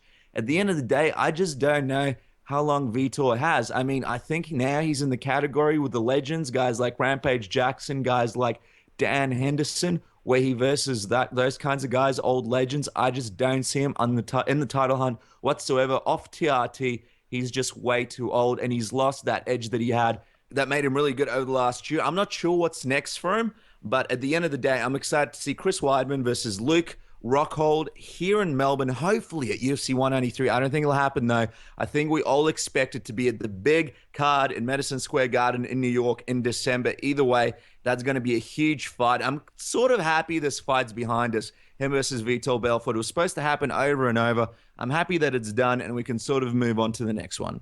Yeah, well, there's been a massive logjam in the middleweight division for a very long time. I mean, I feel bad for Jacare Souza. I feel like he's going to get passed over for a title shot. And to be honest, as much as I like Jacare, I want to see Rockhold versus Weidman. That's the fight I want to see. I don't care as much about Jacare versus Weidman. So, and hey, look, you mentioned New York. Look, I hope that the sport gets legalized in New York. It's been way too long, but let's be honest, hasn't happened just yet.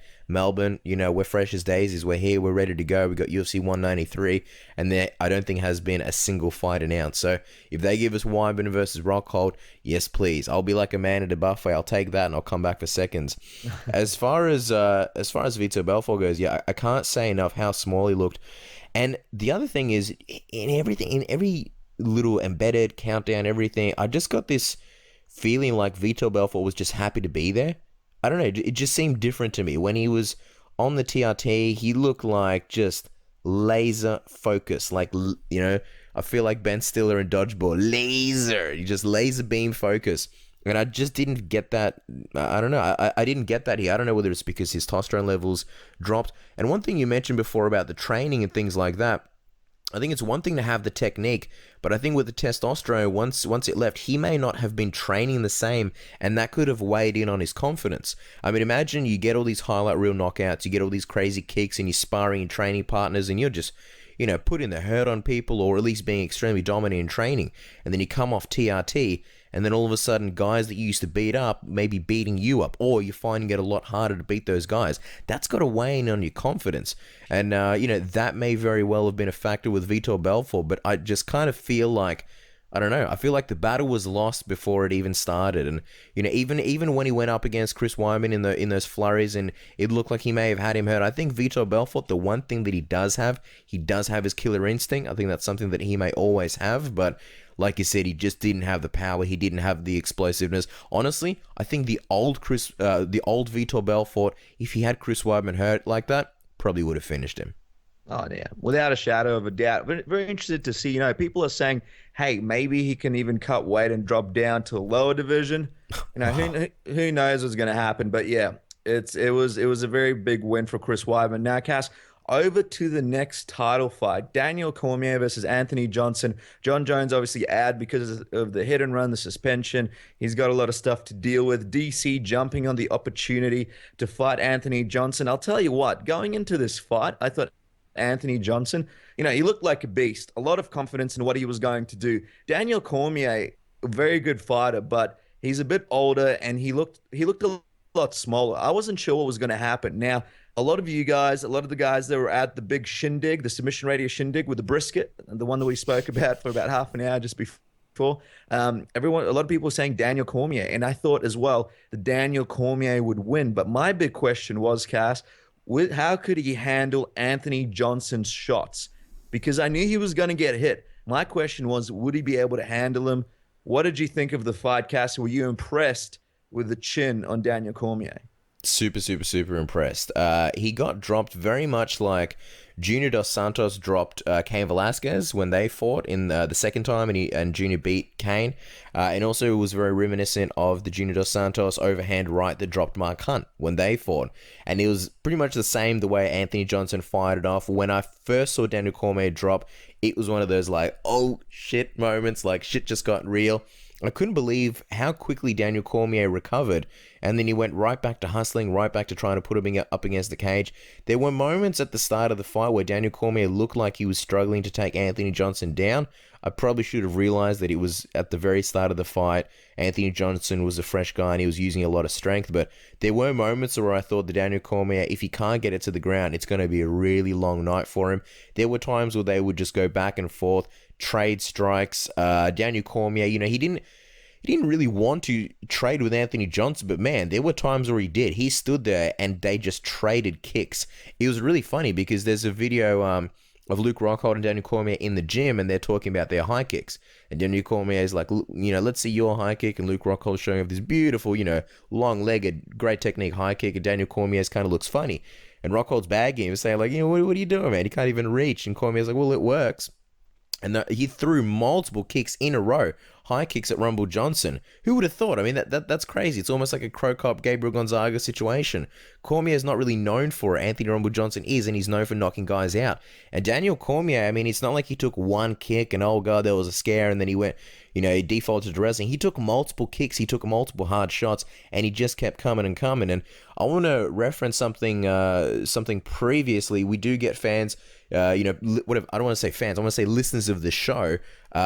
They ask us, what do we think about certain fights and things like that. There was a gentleman, I believe, off the top of my head, his name was Tom Moi, and I hope I'm pronouncing that right. And he asked us, our opinions on a whole bunch of fights.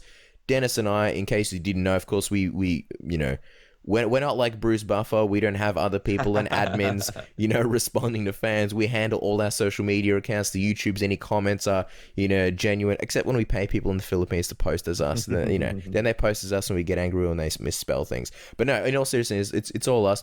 And it just so happened to be me that one time, and I ended up writing almost a thesis on how I thought this fight would go down, and it's pretty much exactly what I wrote. My prediction, I think, was submission, if not rear naked choke, in the 4th round, and it came in the 3rd round. So I was a little bit delayed in this sense, but I just thought, look, the thing about I think the reason why Anthony Rumble Johnson was so dangerous to Daniel Cormier was because all these big guys that Daniel Cormier had faced previously, the strikers, they all lacked something. Like, you look at a guy like Bigfoot Silva, yeah, he's got knockout power, he's got the reach, but he's a slow guy. He wasn't fast at all. You look at Roy Nelson, again, big knockout power, but he's a little bit one-dimensional and he was a little bit slow. Then you got Dan Henderson, big knockout power, dangerous guy. He didn't have the reach. John Jones, he had the reach, he had the accuracy, he didn't have the power, though. He didn't have that one-punch knockout power. And I think Anthony Rumble Johnson, he had it in spades. He had the knockout power, he was very fast, he was very explosive, but in a way, that was his detriment. Because he's so goddamn explosive, Anthony Rumble Johnson, he put so much power into his punches, and honestly, I think Rumble Johnson was nervous. There was a lot of things, in the embeddeds and the countdowns, and usually you take those things with a grain of salt, but I really got a strong feeling that Anthony Rumble Johnson was nervous, and he really, really respected Daniel Cormier, and he thought, man, this is a really, really huge challenge. I think he looked stiff throughout the fight. I think when he threw punches and kicks, a lot of the times they would put his opponent out before his opponent would really get a chance to rally back and give him trouble. But I think as soon as Daniel Cormier did give him trouble, it started to break Anthony Johnson mentally a little bit. Kudos to him. I mean, he kept fighting, he kept going. There was a lot of times where I thought Daniel Cormier was going to sink in the rear naked choke. Daniel Cormier would usually go back, and I thought that if Anthony Johnson had broken, he would have accepted that rear naked choke and let him go for it, but he didn't. He kept defending, which tells me that Anthony Johnson, he wasn't exactly broken because he kept fighting back, but I'll tell you what, he's the most complete striker that Daniel Cormier has faced, I believe, ever, and he really passed that test with flying colors. And, the way Daniel Cormier fought, it was a really, really smart fight. I mean, he really just put the grind on Anthony Johnson and just really weathered him down. There were times where he took risks, but other than that, I think he played it really, really smart, and, man, congratulations, big ups to Daniel Cormier. Yeah, and just to add to that, I have to say I was very disappointed with Anthony Johnson for not having a game plan. I mean, it's all right to not have a game plan against a lot of the other guys that he fought because, they're strikers, or they didn't think that they had that much of an advantage over him in the grappling department. But with Daniel Cormier, you just can't let him get you up against the fence. And at one point, Anthony Johnson was trying to take down, and actually did take down Daniel Cormier for a second. And I don't know what he was doing. The game plan really should have been break away from Cormier whenever he tries to grapple, get some distance, and throw your strikes. When he was throwing strikes, he was demolishing Daniel Cormier. I mean, Cormier is tough as nails and landed some strikes of his own. But if that was going to happen for 2 or 3 rounds in a row, man, I don't know how long DC could have hung in there. But he was just too tense. He needed to relax more, and he needed to break away. And I just think him going in for those takedowns, him accepting the fact that they were grappling, huge mistake. I mean, with a guy at the level that DC is, you just can't do that. You have to have a game plan. And I know a lot of guys like to go in there and just see how it plays out, but you have to look at guys like GSP, and I always mention that guy because he's one of the best of all time, but he's one of the best of all time because of his game plans and his strategy. I don't think Henry Hooft and Anthony Johnson had the right strategy or any strategy going into this one. And then when that happens, you lose. I mean, let's look at it like this. If DC went into this fight and said, I'm not going to take Anthony Johnson down. I'm just going to see what happens, and I'm just going to stand and strike with him. Well, then Anthony Johnson would have knocked him out eventually. But DC saw the holes in Anthony Johnson's game, which was grappling, exploited them, and he ended up beating him, grinding him out. Now, if Anthony Johnson realized his issues, saw the holes in DC's game, which were his striking, and took advantage of those, might have been a different fight. So I just think Anthony Johnson really needs to game plan from now on with these guys that he's versing. And I mean, if this was his game plan for John Jones, I just don't think that would have worked either, because Jones would have taken him down as well, and Jones would have beaten him up on the ground too. So just a bit disappointed with Henry Hooft and Anthony Johnson in this fight. There's a few points that I want to make, actually. One, I'll get to Henry Hooft in a second. I think one is, you know what's impressive about Daniel Cormier is the fact that Anthony Rumble Johnson is known for pressuring guys, just putting constant pressure in a very calculated way until they crack, and that's when they usually get knocked out. In this case, Anthony Rumble Johnson put a lot of pressure on Daniel Cormier, and Daniel Cormier did not break. He fired back. He pretty much took that pressure and he spat it back in Anthony Rumble Johnson's face, and then he put the pressure back on him, and he broke, if there was like a pressurer and a pressuree, he broke the pressurer. So I was really impressed with that. As far as Henry Hooft, look, he was visibly pissed off. And, hey, he had every reason to. You had Anthony Rumble Johnson and Vitor Belfort, two of the most prolific guys from the Black Zillions that he trains fighting for titles. If they both won tonight, if they both won the titles, so long, Rafael Cordero, in comes Henry Hooft as probably the coach of the year, and he single-handedly lost that. I don't think he really cares as such. I think it was more important for his guys to win. I think, honestly, Henry Hooft was disappointed because Anthony Rumble Johnson probably wasn't doing what he did in training. I think the pressure got to him. I think that it's one of those cases where he was on the big stage, and as humble as Anthony Rumble Johnson was, I don't know. I don't know even if he believed in himself that much. Even after the Gustafsson win, he seemed so surprised and was being very humble about it. I think that with Andy Rumble Johnson, he's the type of guy, kind of like with Cerrone, where he fights a lot better when there isn't really that much pressure. The final point that I'd like to make is, as far as Daniel Cormier becoming a champion, I think this look, I'm happy for him. I felt really bad. You hear stories about how he never won at the Olympics. He never even got to compete. And this was like a second coming for him. So he really wanted that title. And those hopes were in a big way washed away when John Jones beat him, or when he lost to John Jones. This creates a really big problem in the light heavyweight division, because with this title, obviously they're fighting for a title that, in my opinion, and I mean this with the absolute most disrespect, being happy for Daniel Cormier, in my opinion, it's kind of not a real title. They are fighting for number one contender. It's almost like an interim title, even though it's not called the interim title, because even though Daniel Cormier is the champion, John Jones is still officially the best fighter in the world, and he is still, in my books, and probably in anybody's books, the UFC light heavyweight champion. He didn't beat John Jones. If Anthony Rumble won tonight, you could look at it as, hey, Anthony Rumble Johnson was the guy that was supposed to fight anyway, and Anthony Rumble Johnson hasn't been beaten by John Jones. So in theory, hey, he might be able to beat him. I don't know. He hypothetically would have just beaten Daniel Cormier. But now that Daniel Cormier has won, it becomes a big problem, because it's like, well, he's knocked off Anthony Rumble Johnson, who was the number one contender, and he holds the belt, but he has been beaten by the real champion. So I think it's going to be hard for people to take Daniel Cormier seriously. I'm excited for the rematch. That's the good thing. When they do fight, that's assuming that Daniel Cormier stays champion. At the moment, there's nothing really sort of that would tell me that he isn't. But when they fight, I'll be super excited. But for the meantime, as far as having a real champion, I think that provides a problem for the division. Yeah, no, it's an interesting problem. And then who's going to fight him? I know he wants to fight John Jones, but this whole thing may take quite a few months. And who knows when John Jones is going to be back. Frank Trigg making some points on the show just before about will he want to come back? What's it going to be like if he goes to prison? So all that stuff, goes into it. But, is it Ryan Bader that gets the next shot? Because they almost fought at the post-fight press conference. They had a really big blow-off. Ryan Bader was sitting in attendance, and Daniel Cormier was talking about the possible contenders and how maybe Ryan Bader does, want to, because he's the guy that's been tweeting him and blowing up on Twitter. They had a huge blow-up, and the security had to get involved, and the cops came. They weren't within touching distance, but Ryan Bader went from sitting in his chair to got up and tried to walk up on stage, and Daniel Cormier ended up saying to him, get the fuck out of here, this is my press conference. So, you know what? whether it's real or not, I gotta say, hats off to Ryan Bader. Good for you, Ryan Bader. He's a guy that a lot of people, good for you. A lot of people are passing him up, and a lot of people were picking Daniel Cormier as a guy that would beat Ryan Bader. If I was a betting man, smart money, you put money on Daniel Cormier. But I think, you have to find a way to be somewhat, what's the word I'm looking for? Is it notorious? No, it's not promiscuous. No, you got to find a way to stand promiscuous Ryan Bader. You got to find a way. That's my default word when I don't know what I'm talking about. You got to find a way to stand out.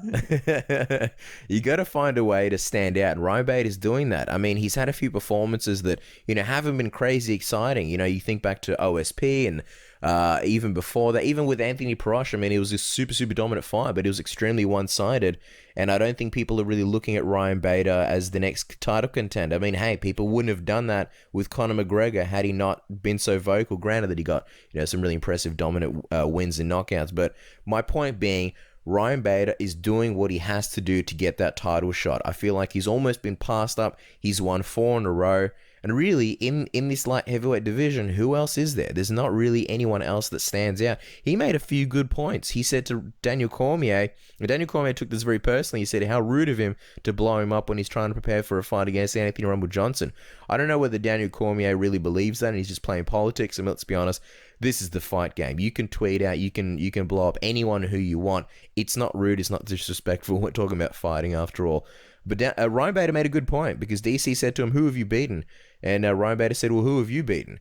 And up until tonight, Daniel Cormier at light heavyweight had beaten Pat Cummins and Dan Henderson. That's it. He lost to John Jones. Now he's got a big win over his belt. But, I mean, arguably, Ryan Bader's on probably, the best streak in light heavyweight at the moment. Unless I'm having a brain fight, unless I'm forgetting someone. So, look, Ryan Bader is making me interested in this fight. There seems to be a genuine beef there. They can use that press conference footage to really hype up the fight. But, man, give him Ryan Bader. Worst comes to worst, Daniel Cormier earns a really dominant division over a really tough guy and starts to solidify himself as a real light heavyweight champion. But to me, this is the fight that I want to see now. Well, very interesting. And no doubt Ryan Bader hasn't been this vocal since his friends got arrested when they were dressed up as Care Bears or something like that, and they had all the mugshots. But, Cass, I think it's time to wrap up the show. Just before we finish off, just want to also give a shout out. I'm not sure if this guy listens to the show, but David Letterman, he retired this week. He had his final show. You and me, Cass, we've always been influenced by his segments. He's always been someone that we've looked up to. The top 10 list, I think we tried that in the initial run of Submission Radio back in 2007. Just a really good guy, had a great show, and took a lot of risks when a lot of guys like Jay Leno weren't. Guys like Jimmy Fallon are around now who aren't the best at monologues, but have really good segments as well. But all of that has come around because David Letterman really took a chance and just a zany dude, really cool interview style. And hats off to him. Happy to see him retire and go do something else. The guys deserved it.